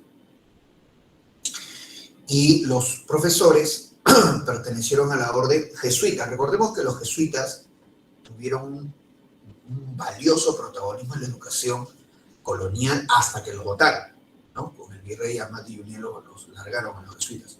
Pero antes de que los voten, ellos, los jesuitas, dominaban los principales colegios, tanto para los hijos de la nobleza como también para los caciques. Entonces, ahí es besito. Caciques, jesuita. Caciques, jesuita. 11 beso. 12 dice, relacionar con respecto a la política colonial. Relacionar con respecto a la política colonial. Muy bien, a ver, vamos a ver. Entonces, a ver. Vamos con el primer paréntesis, ¿no? Porque ahí lo que tenemos que hacer es completar los paréntesis. Dice, primer paréntesis, administraba una ciudad. Bueno, recordemos que la institución que administraba una ciudad, que en muchos casos lo que hoy llamaríamos municipalidad, en la época colonial se denominaba cabildo o ayuntamiento. Cabildo o ayuntamiento. Empezaría entonces con el número 3. Empezaría con el número 3. De ahí el segundo paréntesis dice, Colegio San Francisco de Borja. Ese era uno de los dos colegios, junto con el Colegio El Príncipe, donde estudiaban los hijos de los caciques. San Francisco Borja en el Cusco, El Príncipe en Lima, los dos colegios para hijos de caciques, ¿no? Entonces ahí sería 4, el segundo paréntesis sería 4, sería 3, 4, ¿no? 3, 4. Y el tercer paréntesis dice, administraban justicia. La Real Audiencia, ¿no? Los oidores de la Real Audiencia, claro que sí. La Real Audiencia, por supuesto. Entonces, así es. Muy bien. Sería entonces, el tercer paréntesis sería 1. Sería entonces 3, 4, 1, 3, 4, 1, 2, agüita. 12, agüita, 12, agüita. 12, agüita. Entonces, la segunda columna sería 10 dedo, 11 beso y 12 agüita. Repito, 10 dedo, 11 beso y 12 agüita. 10 dedo, 11 beso y 12 agüita. Muy bien, vamos a ver, avanzamos. Vamos con la parte económica, ¿no? Vamos con la parte económica. Mira, acá tenemos los 3 principios sobre los cuales se organiza la economía colonial. En primer lugar, el mercantilismo. Ahí está el mercantilismo. Mira, claro, obviamente el mercantilismo es la acumulación de oro y plata, ¿no? Definitivamente, definitivamente. Pero no solamente eso, porque recordemos que el mercantilismo es toda una teoría económica que nos habla de una economía proteccionista, muy bien, una economía proteccionista, o sea, evitar negociar con otros países, y también también lo que viene a ser el exclusivismo, ¿no?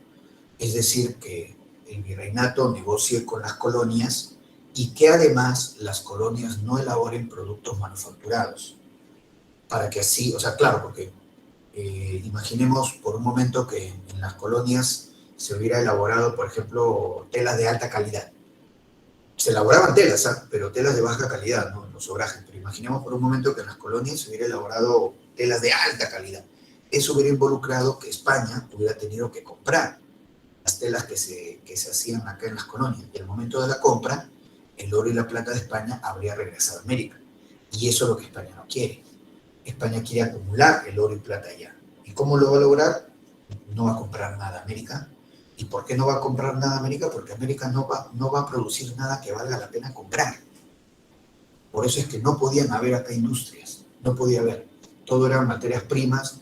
Y si había algunos productos manufacturados, eran pues de poca calidad, ¿no? Que sí lo habían, pero era así de poca calidad. Los obrajes, los trapiches, ¿no? Una cosa así en realidad casi de poca importancia. Entonces, el mercantilismo es toda una teoría económica, ¿no? Vemos ahí los 2 lingotes de oro y de plata. Claro, porque, por ejemplo, a veces se confunde con el bullonismo, ¿no? Es que el bullonismo significa solo la acumulación de oro y plata, el bullonismo. El mercantilismo, claro que es la acumulación de oro y plata, pero el mercantilismo también es toda una teoría económica, ¿no? El intervencionismo y obviamente el exclusivismo o monopolio. Muy bien. Vamos a ir hablando de la agricultura, pero todavía porque vamos con los dos principales problemas económicos que había acá en la colonia. Mira, acá está. Estos son los dos principales problemas económicos, ¿no?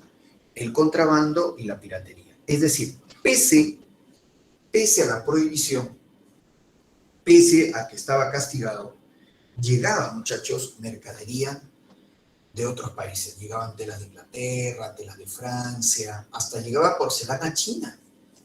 Porcelana china llegaba, o sea, también había contrabando de ese lado, ¿no? Toda esa mercadería, como hasta ahora ocurre, mercadería que entra de manera ilegal a un país, sabemos que es contrabando, ¿verdad? ¿Qué no paga el contrabando? ¿Cuál es el problema con el contrabando? ¿Qué no paga? ¿Te acuerdas, muchachos? ¿Qué no paga el contrabando? Henry aquí me escribe, profe, ¿por qué España no desarrolló su propia industria? Como te digo, Henry, acá en las colonias era imposible. Industria, acá en las colonias, imposible. Bajo la, bajo la teoría mercantilista, América no podía tener industrias. Y España misma, ya, o sea, en la península, ¿no? ¿Por qué no generó una industria? Porque no se dio la revolución industrial allá, pues. El problema de España es que tampoco vivió la revolución industrial. Porque sabemos que la revolución industrial y la generación de industrias y fábricas aparecen en Inglaterra, luego en Francia, en Alemania, o sea, todo lo que es el norte de Europa. Pero España, la misma Italia, ¿no? Se industrializaron tardíamente, ¿no? Cuando ya nosotros también éramos un país independiente, ¿no? Eso ya es la dinámica de la propia España también. Bien, entonces, claro, Herder le dice, profe, pero España tenía oro y plata, por supuesto, pero lo gastaba, pues.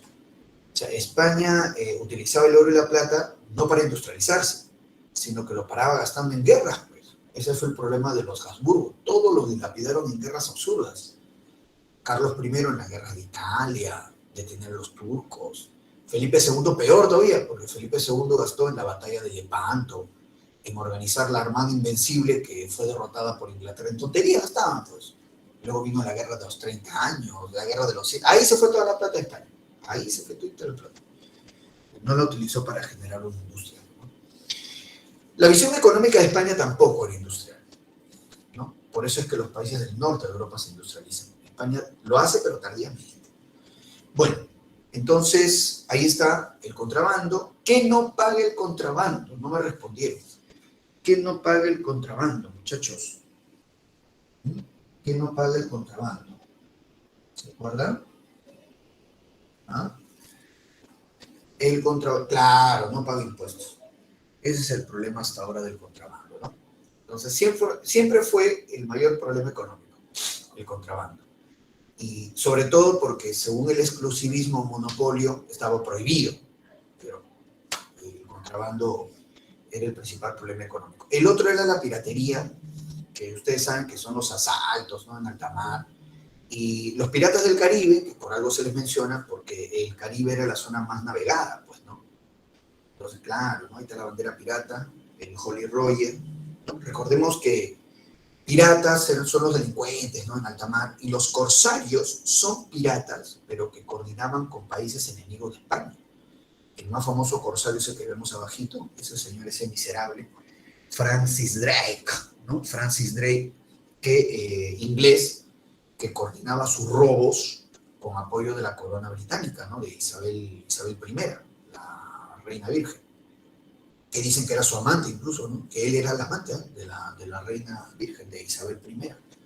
Y eso que Isabel I era bien feita, pero bueno, en fin, ¿no? Así es, chamba es chamba, pero y por algo, mira, lo nombraron Sir Francis, un pirata, un delincuente, un ladrón, un ratero, un choro, muy bien, Sir Francis Drake, ¿no? Caramba, no se ve que la corona británica le tenía precio a este maldito, ¿no? Que paraba se dio la segunda vuelta al mundo choreando, esa es la verdad. Francis Drake se dio la segunda porque la primera vuelta al mundo lo hizo Magallanes, republicano. Él hizo la segunda, choreando, barcos españoles, apoyado por la corona. Y la reina, Isabel I, que, como te digo, según la mala lengua, ¿no?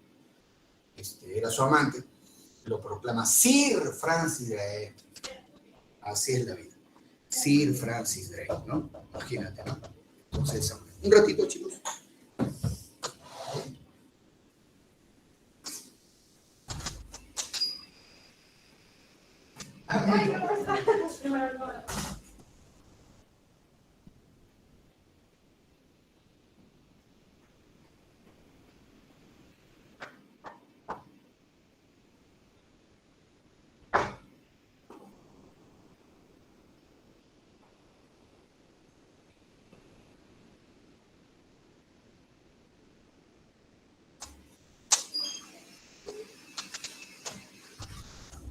Ya, chicos, entonces,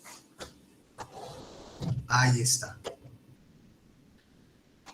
Eric se ríe, ¿no? Dice, profe, chamba es chamba. Me refiero al de los piratas. ¿Qué pasa, Eric? Me refiero al de los piratas, ¿no? Este es un amor pirata. Así, un amor pirata, ¿no? De algo hay que vivir, pues, mi estimado Eric. Así es. Entonces, no, y la reina Isabel era feíta. Era feíta la reina Isabel. Incluso en las películas, porque tú sabes que ahora que estaban hablando ustedes de Netflix, ¿no? Estaban hablando de YouTube, ¿no? En las películas, cuando recrean los personajes, siempre las arreglan, pero ¿no? Contratan actrices bonitas, ¿no? ¿No? Le dan su mejora, pues, ¿no? Pero en el caso de la reina Isabel, no. Yo vi una película la otra vez de la reina Isabel, hoy la ponen bien fea.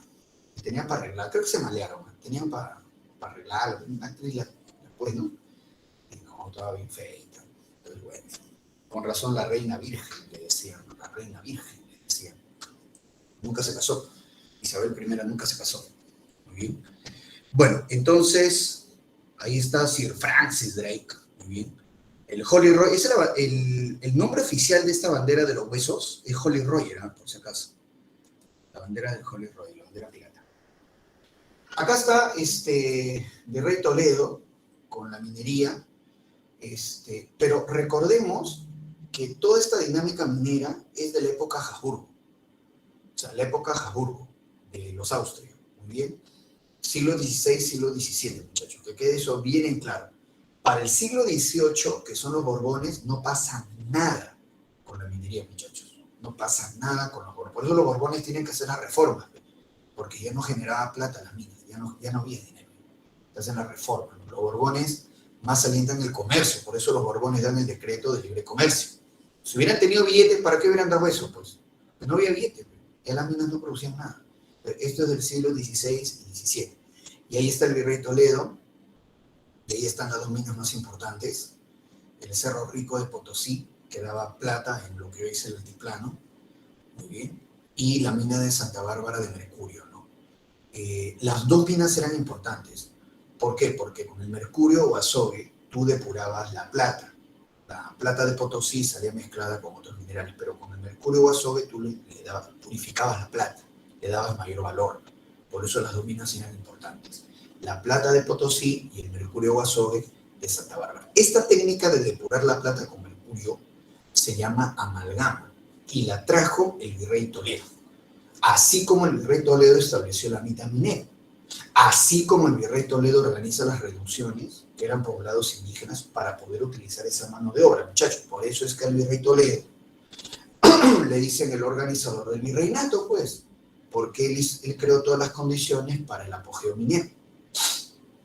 España le debe mucho al Virrey Toledo. Felipe II, ¿no? Que era el rey, y tanta vaina para que Felipe II reviente el billete en la Armada Invencible, construyendo un montón de barcos que las olas lo hundieron, las tormentas para eso.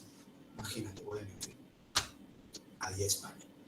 Y mira la frasecita, cómo el Virrey Toledo le denomina a las dos minas, ¿verdad? Le denomina a las dos minas el matrimonio más fructífero del mundo. ¿Cómo? El único matrimonio que sí funciona. Ay, ay, ay. Ay, ay, ay. Imagínate, ¿no? el único matrimonio que sí funciona. Así le llamó el virrey Toledo, porque lo habrá dicho, ¿no?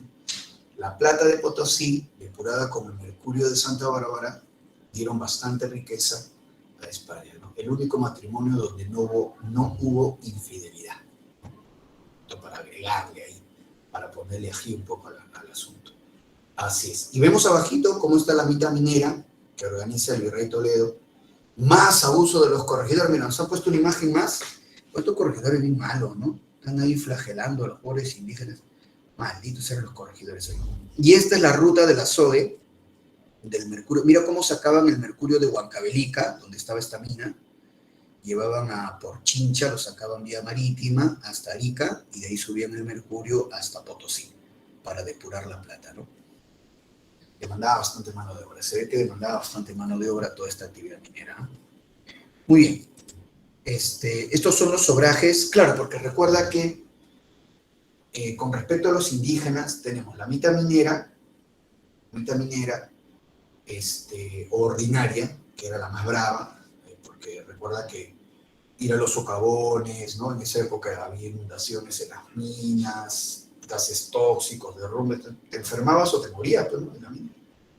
La mitad minera ordinaria, luego estaba la mitad orajera, que era en talleres textiles, luego estaba la mitad de plaza, que era para obras públicas, la mitad de tambo, que era en las posadas de los caminos, y la mitad rural, que era en chacras. Eran 5 tipos de mitas, pero la más brava era la mitad minera, porque te morías o te enfermabas. Esta mitad orajera, importante también, aunque acá iban más mujeres andinas, las mujeres indígenas iban más acá. Y era para elaborar unas ropas, pero unas ropas así comunes, ¿no? O sea, le decían paños de la tierra, ¿no? A las ropas que se producían, así, para producción local, como le decían. Pero vemos cómo los frailes malos, eran también estos frailes, ¿no? Cómo le están pegando a las chicas. ¿Por qué les pegan malos, ¿no? Malditos ahí, esos frailes. Bueno, Henry me escribe, profe, los indígenas cobraban por trabajar. Sí. Sí, buena pregunta, Henry. Sí.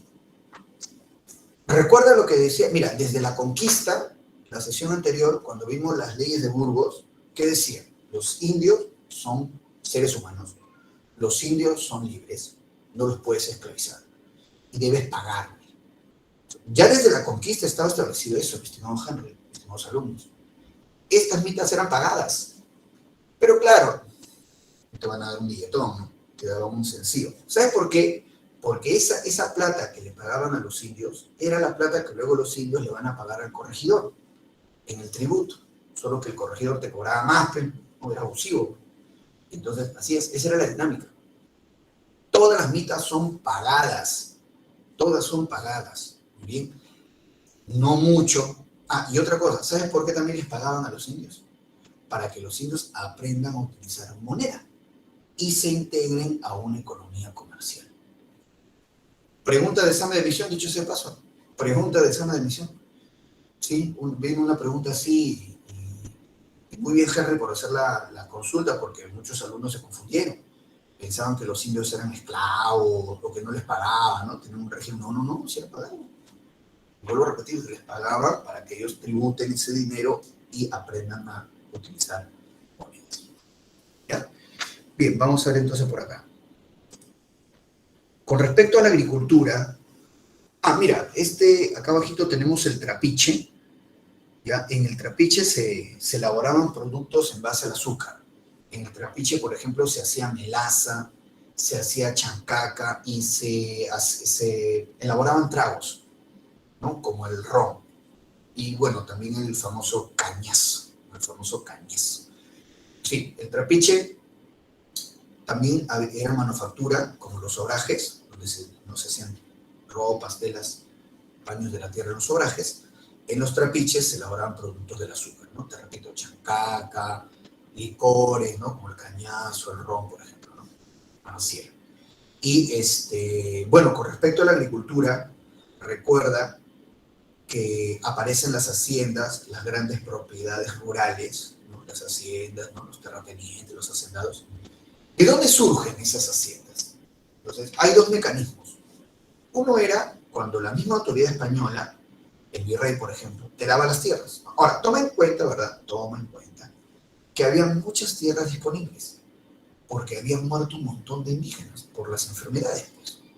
Recuerda que habían muerto un montón de indígenas, y más murieron en la costa. Entonces tú tenías un sitio despoblado, ¿no? De un momento a otro, con un montón de tierras disponibles, pues. Entonces, dos mecanismos. Uno era cuando la misma autoridad te daba las tierras, ¿no? Te autorizaba, ¿no? ¿Sabes qué? Tal español puede tomar las tierras de este lado, ¿no? De la parte superior del río, no sé, ya, listo. Cuando te daban las tierras, eso se llama mercedes reales.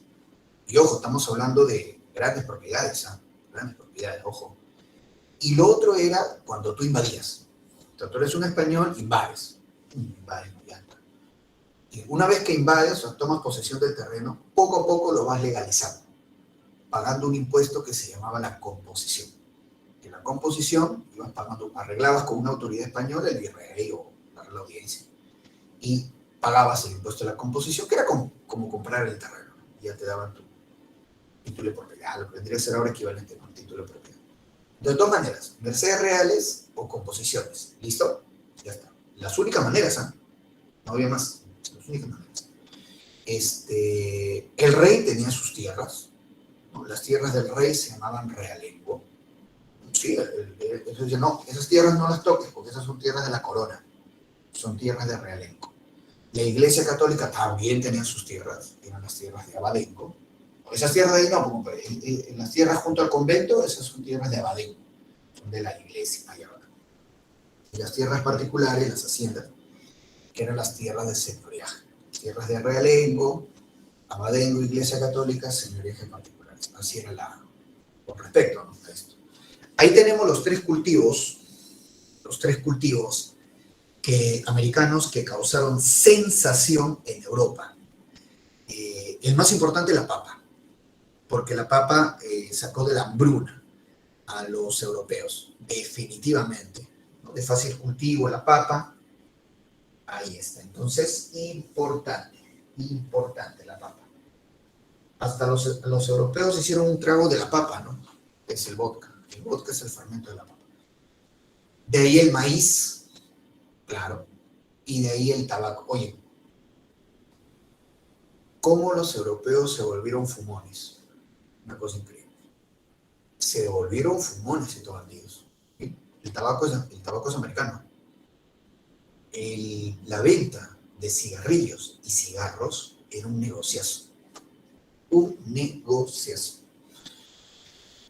Por favor, una cosa es el cigarrillo, que es lo que se vende, ¿no?, en las tiendas hoy en día, cigarrillo, ¿no? Un poquito de tabaco envuelto con un papel especial.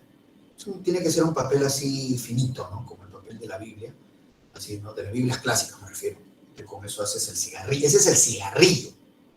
Porque el cigarro es mucho más grande y envuelto en hoja de tabaco. Por eso el cigarro grande es marrón, porque es en hoja de tabaco, ¿no? Hay diferentes calidades de cigarro. Está el puro, está el habano, pero bueno, son cigarros grandes, envueltos en hoja de tabaco, son marroncitos. Ese era un negociazo. Era un negociazo. Tan negocio que se establece, como dice ahí, el estanco del tabaco. Bien. Diego me dice, ahí está Eduardo. Eduardo pregunta, profe, el tabaco, el cigarro, son los puros. Claro, claro. O sea, el cigarrillo, vuelvo a repetirte, el cigarrillo es el que hasta ahora venden en las tiendas, ¿no? Un papelito envuelto una cantidad de tabaco mínimo, en realidad. El cigarro es más grande y el cigarro está envuelto en la misma hoja del tabaco. Ese es el cigarro. Por eso es más grande, es marroncito. Y hay diferentes tipos de cigarro. Está el puro, está el habano, por ejemplo, pero son cigarros. Muy bien, son cigarros blancos. Muy bien. Entonces ahí está. Dice Eduardo, dice, profe, ¿por qué los cigarros puros no se pueden golpear? Ah, bueno, pues no. Golpear es cuando tú, ¿no?, absorbes el humo, ¿no? Son fuertes, sí. La gente nomás con los cigarrillos sufre. Fuma un cigarrillo, hasta que se desarma la gente. Imagínate un puro. ¿Será para que le dé un ataque cardíaco? Claro, no, hay que tener cuidado. Hay que saber fumar los puros, ten cuidado. Siempre te da, y a veces ahí está, mira, a ver, digo, profe, te da tos, otros se desarman, sí, les puede caer mal también. Entonces ahí está. Bueno, entonces la papa, el maíz, el tabaco, y mira, vuelvo a repetirte, el estanco del tabaco, y mira esa palabra, estanco, el estanco significa que solo la corona española vende un determinado producto, solo la corona española, en este caso el tabaco. O sea, la palabra estanco es un monopolio estatal. La palabra estanco es un monopolio estatal. Así es, muchachos. ¿Muy bien? Es un monopolio estatal. Entonces, eso hay que... ¿Y por qué el único vendedor de cigarros y cigarrillos era la corona española? Porque era un negociazo. ¿Por qué era un negociazo? Ah, para que veas. Diego dice, profe, vomita, ¿no? Pues Diego, ¿qué cosas estarán haciendo tu gente, Diego? Bien, vamos a ver entonces por acá. Este es el comercio colonial. Muy bien, ahí está la casa de contratación. La casa de contratación que era la que supervisaba, ¿no? Este comercio colonial. Recuerda que los barcos salían en grupo, en convoy, en conserva, para evitar ser asaltados. Y que los barcos que iban a México era la flota, y los barcos que venían con mercadería del Perú eran los galeones. La casa de contratación supervisaba este comercio colonial, y en Lima teníamos el tribunal del consulado, que eran los comerciantes limeños, ¿no? De acá de Lima también, bueno, del Callao, ¿no? Salían barcos muy protegidos con la plata hacia Panamá. Esa era la Armada del Mar del Sur. La Armada del Mar del Sur, los barcos que salían del Callao muy protegidos, y organizada la Armada del Mar del Sur por los comerciantes de Lima, Tribunal del Consulado. No, están los piratas, ¿ves? Matalote, Panza Loca, Alma Negra. Ahí está, ¿ves? Esa gente brava. Los impuestos, tenemos acá la alcabala, que era un impuesto a la compra y venta de propiedades, muchos lo comparan con el IGB, la alcabala. Luego el diezmo, que era el 10% de la cosecha, pero el diezmo era para la Iglesia Católica, 10% de la cosecha. El almojarifazgo, que era como las aduanas, a la importación y exportación. El cabezón, ¿qué es esto? El cabezón era un impuesto a las propiedades rurales no trabajadas. O sea, tú tenías tus chacras, no las cultivabas, pero por el solo hecho de tener esas chacras pagabas el cabezón a las propiedades rurales sin trabajar. La medianata, que era el impuesto a los funcionarios, a los burócratas, le hacían un descuento de su sueldo a los burócratas, la medianata. Y el quinto real, que era el impuesto a la minería, pero que obviamente tuvo vigencia mientras se dio el apogeo minero, que fue con la dinastía de los Habsburgo, ¿no? 20% de la producción minera a manos del rey. Acá está la lista de impuestos. Los 5 primeros son los más importantes, ¿no? Quinto real a la minería, alcabala, compra y venta de propiedades, almojarifazgo a la exportación e importación, diezmo, 10% de la cosecha, medianata a los burócratas, tributo, el impuesto que pagaban los indígenas de comunidad, la avería para el mantenimiento de la flota y, bueno, el cabezón, los dueños de propiedades rurales y trabajan, ¿no? Y otros impuestos más. En cuanto a la sociedad colonial, sabemos que era racista y machista, aunque recuerda que el racismo tenía un límite en el origen y en la religión. La República de Españoles, o sea, de blancos. Muy bien, tengo la nobleza, los nacidos en España, peninsulares o godos, los nacidos en América, criollos o indianos. La plebe, que es la gente pobre, y las mezclas raciales, y los esclavos. En la República de indígenas o de indios, caciques, muy bien, y dentro de los indios comunes, los indios de comunidad o de cédula, que eran los que pagaban tributo hacia ermita, los yanaconas, que trabajaban en haciendas, faltriquera y mingados también, ¿no? Estas son las mezclas raciales, mira. Blanco con india, mestizo. Blanco con india, mestizo. Si este mestizo de grande se mete con una india, de mestizo con india sale el cholo. De mestizo con india sale el cholo, como tú, como yo, debo entender. Luego tengo a este blanco con la negra, sale mulato. Blanco con negra, mulato. Uno hereda la condición de la mamá, ¿está bien? Uno hereda la condición de la mamita. Si esta negra es esclava, el mulato será esclavo. Si esta negra es libre, el mulatito será libre. Por acá tengo al negro con la india. El negro medía 1,85 m. La india, 1,45 m. Tenía un hijito, el zambito. El zambito será libre, será esclavo. Hereda la condición de la mamá. Como la india es libre, el zambito es libre. ¿Okay? Luego tengo por acá el blanco con una mulata, ¿no? Mira, ve, de blanco con negra salió un mulato, ¿no? Y esta mulata se metió con blanco. ¿Qué sale ahí? El tercero. El tercero. Con respecto a los esclavos, acá está la marca que le ponían, la carimba, el negro bozal, que no hablaba castellano, el cimarrón, que era el esclavo prófugo, el cimarrón, ahí está. En cuanto a la Iglesia Católica, el primer arzobispo de Lima, Jerónimo de Loaiza, en el primer concilio limense se establece construir iglesias encima de las huacas. Mira, por ejemplo acá, ¿no? El convento de Santo Domingo está encima del Coricancha. ¿Cuál era el objetivo de construir una iglesia encima de una huaca? Dar a entender que el Dios cristiano ha ganado y es superior. Y este es el organizador de la Iglesia Católica en el Perú, Mogrovejo. En el tercer concilio limense se acuerda evangelizar en idiomas nativos. O sea que los curas debían aprender idiomas nativos. Por eso este cura, Domingo Santo Tomás, tras el tercer concilio limense, Domingo Santo Tomás elabora el primer diccionario quechua-castellano. Este es el primer diccionario quechua-castellano. Domingo Santo Tomás. Las órdenes que llegan, la primera en llegar fueron los dominicos, ¿no? Hay mercedarios, franciscanos, jesuitas. Acá está un franciscano con Firulais, ¿no? Ahí está con Bobby. El sincretismo andino, ¿ya? ¿Qué significa sincretismo? Cuando los indígenas mezclaron lo andino con lo cristiano, ¿no? Por ejemplo, acá, mira, el cerro de la Pachamama, pero con el rostro de la Virgen María, ¿te das cuenta? O en el Señor de los Milagros, que es un símbolo cristiano de mucho respeto, pero que en la parte superior tiene la dualidad andina, mira, ve. Tú sabes que esta dualidad no era cristiana, para nada, pero mira, ahí está la dualidad andina, mira, el sol y la luna. O por ejemplo acá, ¿no? El niño Jesús Inca, ¿qué pasó con el niño Jesús? Lo han vestido de Inca, han mezclado, ¿no? Lo andino y lo cristiano, eso se llama sincretismo.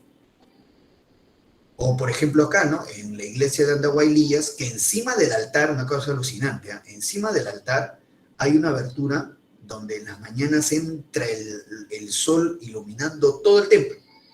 Y los indígenas rezaban al altar cristiano y también al sol. Alucinante, ¿no? Entonces ahí está. Todo eso es sincretismo.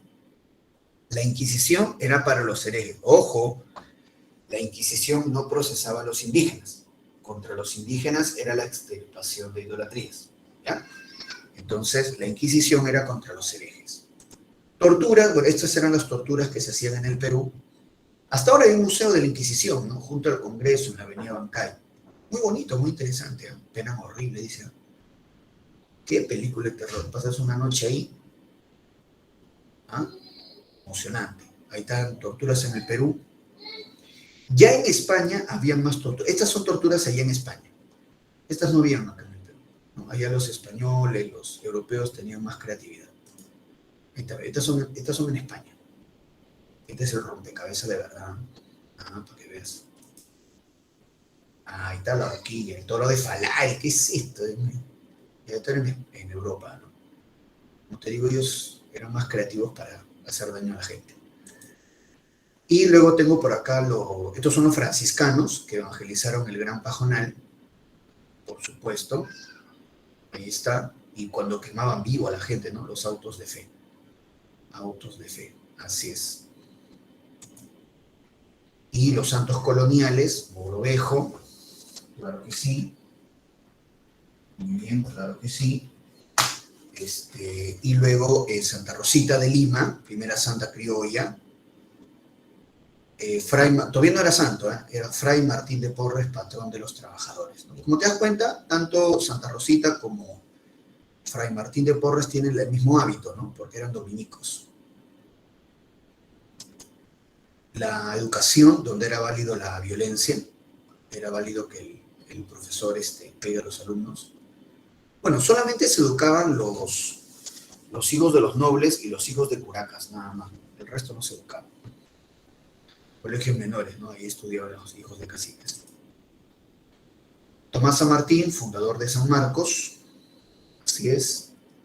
Y bueno, el estilo barroco, que es el que más se utilizó, que fue el estilo de los Habsburgo. ¿Por qué hay más iglesias barrocas? Porque como había plata, por la del apogeo minero, se construían más iglesias. Por eso hay un montón de iglesias barrocas que corresponden a la época minera. Esta vez. Todas estas iglesias en el centro de Lima. Alucinante, muchachos. Vienen extranjeros de todo el mundo, vienen a ver las iglesias coloniales del centro de Lima. En otros lugares ya esas iglesias no existen o se han tumbado. Ahí está el estilo barroco. Este es el Girón de la Unión, ¿no? Esta es la iglesia de la Merced. Muy bonita la iglesia de la Merced. Espectacular. Este es el rococó, el afrancesado, ya un poquito menos de decoración. Este es claro, este es un estilo rococó. Incluso algunas características árabes, como las celosías, y las grandes construcciones coloniales, ¿no? Real Felipe, Plaza Torre de Ancho, donde estaba el virrey Amat y Junyent y la Parcholi. Bernardo Vitti, padre de la pintura colonial, y los arcángeles arcabuceros, que era la representación de Illapa. Era Illapa, el dios del rayo, pero bajo términos cristianos, ¿no? Parte del sincretismo también. La escuela cusqueña. En escultura, Baltasar Gavilán. Todo el arte, si te das cuenta, todo el arte dedicado a la evangelización. ¿Qué se construían? Iglesias. ¿Qué se pintaban? Arcángeles. ¿Qué se esculpía? También a Jesús, ¿no? Motivos religiosos. Y las publicaciones, ¿no?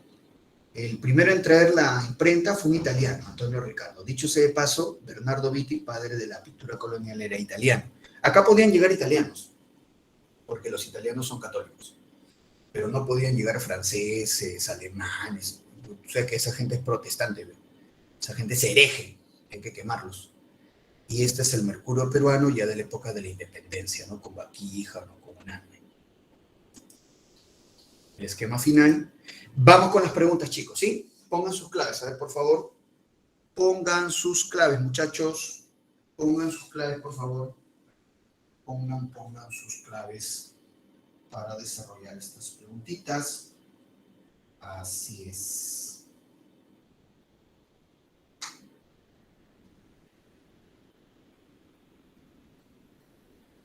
¿Ya está?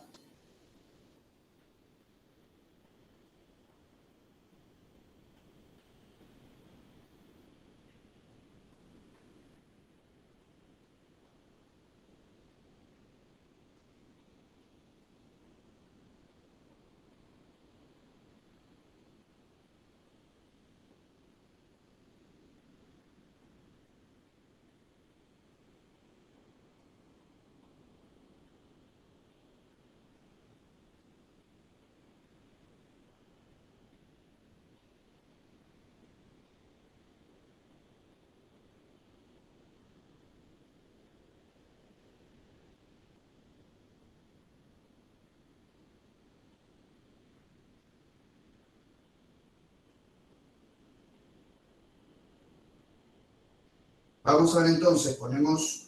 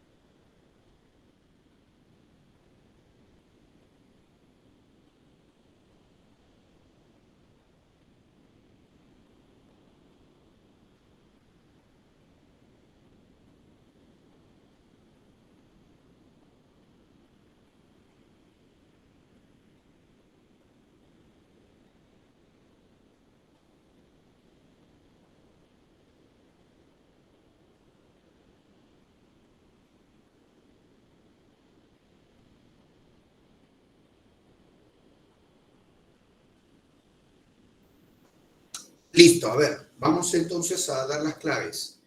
Dice la pregunta 13, muchachos, la utilización de la mano de obra indígena en obras públicas, ¿no? Se consiguió mediante la mitad, por ejemplo, hacer acequias, o también trabajando, por ejemplo, haciendo iglesias, ¿no? A ver, recordemos que la mano de obra indígena eran las mitas. La mita minera ordinaria, las minas. La mita obrajera, talleres textiles. La mita rural, en chacras particulares. El otro, la mita de tambo, en posada. Ajá, debe ser la mita de plaza. La mita de plaza. 13 besitos. 13 besitos. Vamos con la 14. Mire, la 14 y la 15 son deco, ¿eh? A ver, la 14 dice, la agricultura fue una actividad importante durante la colonia. Las tierras de la corona se denominaban las tierras de la corona realengo. Y las tierras particulares eran llamadas, las tierras particulares, señoriaje. Realengo, señoriaje. Casa. 14 casas. 14 casas.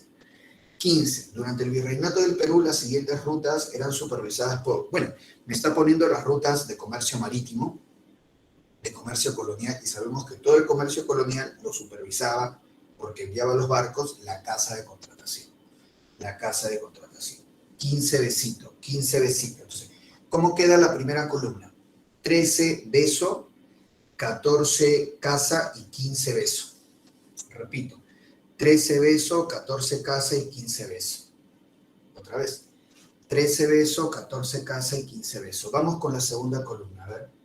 Dice la 16. Sobre la casa de contratación es correcto. A ver, es correcto.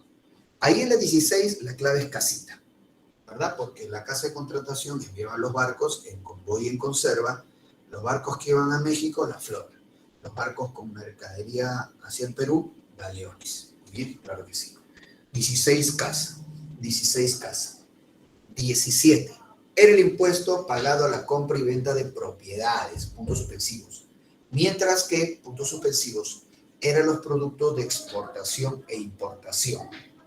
A ver, compra y venta de propiedades que lo asemeja mucho a lo que hoy día es el IGB, es la alcabala. La alcabala. Y a la exportación e importación, o sea, las aduanas, es el almojarifazgo. Alcabala, almojarifazgo. 17 casa. 17 casa. 18. Indicar lo verdadero y lo falso con respecto a la economía virreinal. Mira que tanto la 17 y la 18, ¿no? Son deco. A ver la 18, dice. Primera premisa. La minería llegó a tener su apogeo durante la dinastía Borbón, falso. La dinastía Habsburgo. ¿No? La dinastía Habsburgo, siglo XVI, XVII, ahí es. Falso la primera premisa de la 18. Segunda premisa. Debido a su rentabilidad, se estableció el estanco del tabaco. Lógico, el estanco del tabaco. Monopolio estatal, la gente era bien fumona. Hay que sacarle plata ahí. La premisa 2 sí es verdadera. Premisa 3 de la 18. La manufactura textil se daba en los obrajes, claro. Claro que sí, claro. La elaboración de los paños de tierra, sí. Premisa 3 verdadera. Premisa 4. Los comerciantes de Lima formaron la casa de contratación. No. Los comerciantes de Lima formaban el tribunal del consulado. Tribunal del consulado. Entonces, falso, verdadero, verdadero, falso, ¿sí? Dedo. Falso, verdadero, verdadero, falso. Dedo. 18 dedo. 16 casa, 17 casa, 18 dedo, ¿sí? 16 casa, 17 casa, 18 dedo. Repito, 16 casa, 17 casa, 18 dedo. Eric me dice, profe, las tierras de la iglesia, abadengas. Claro, ahorita Henry ha puesto la respuesta en el chat. Abadengas en la tierra de la iglesia. Vamos con esto, a ver rápidamente. Dice la 19. No correspondió al Tribunal del Santo Oficio. Dice, no correspondió al Tribunal del Santo Oficio de la Inquisición. Ahí la respuesta es agüita, porque el Tribunal de la Inquisición no tiene nada que ver con los indígenas. Los indígenas era la extirpación de idolatrías, que eso corresponde a la Iglesia Católica, sí, pero no a la Inquisición. La Inquisición es para los herejes. Bien, entonces, 19 agüita. 19 agüita. 20. El segundo arzobispo de Lima y organizador de la Iglesia, Toribio Mogrovejo, convocó él Concilio Limense, donde se estableció la evangelización en idiomas nativos y se elaboraron diccionarios. Tercer Concilio Limense. Tercer Concilio Limense. 20 dedito. 20 dedito. 21. La siguiente mezcla racial durante el coloniaje es, vemos ahí un hombre blanco y a una mujer indígena. Muy bien, del hombre blanco y la mujer indígena sale el mestizo, ¿verdad? Sale el mestizo. Entonces, 21, agüita. 21, agüita. ¿Cómo queda entonces la primera columna? 19, agüita, 20, dedo y 21, agüita. ¿Verdad? Repito, 19, agüita, 20, dedo, 21, agüita. Vamos con la segunda columna, a ver, dice, 22. Con respecto al arte en el virreinato, indique lo incorrecto. Ahí la respuesta es dedo, porque me está pidiendo lo incorrecto. Bernardo Vitti es el padre de la pintura colonial, no de la arquitectura, de la pintura colonial. 22, dedo. 22, dedo. 23. Durante el dominio español, la selva amazónica despertó poca atención. Sin embargo, los misioneros de la orden, puntos suspensivos, evangelizaron la selva central, mientras la orden, puntos suspensivos, fundó Iquitos. Franciscanos y jesuitas. 23, casa. 23, casa. Y la 24, hay que relacionar, dice, con respecto a las castas. A ver, no, 23 casa, vamos con la 24. Mestizo, de blanco con india, ¿verdad? Empezaría con 1C. Empezaría con 1C. Mulato, de blanco con negra, ya listo. 1C, 2D. Zambito, el zambito es de negro con india, ¿no? O indio con negra, bueno, ya. Entonces, agüita es, claro, agüita. 24, agüita. ¿Cómo queda la segunda columna? 22, dedo, 23, casa y 24, agüita, ¿no? Así es. 22, dedo, porque la 22 me está pidiendo lo que no es A. 22, dedo, 23, casa y 24, agüita. Una vez más, 22 dedos, 23 casa y 24 agüita. Listo, chicos, llegamos entonces a la parte final. Listo, por favor, revisen el Classroom, ahí hay más información, ¿ah? Classroom hay más información y preguntas, ¿ah? Cualquier duda, saben que me pueden hacer la consulta, ¿ya? Listo, muchachos, nos vemos. Hasta luego, Johan, cuídate. Nos vemos.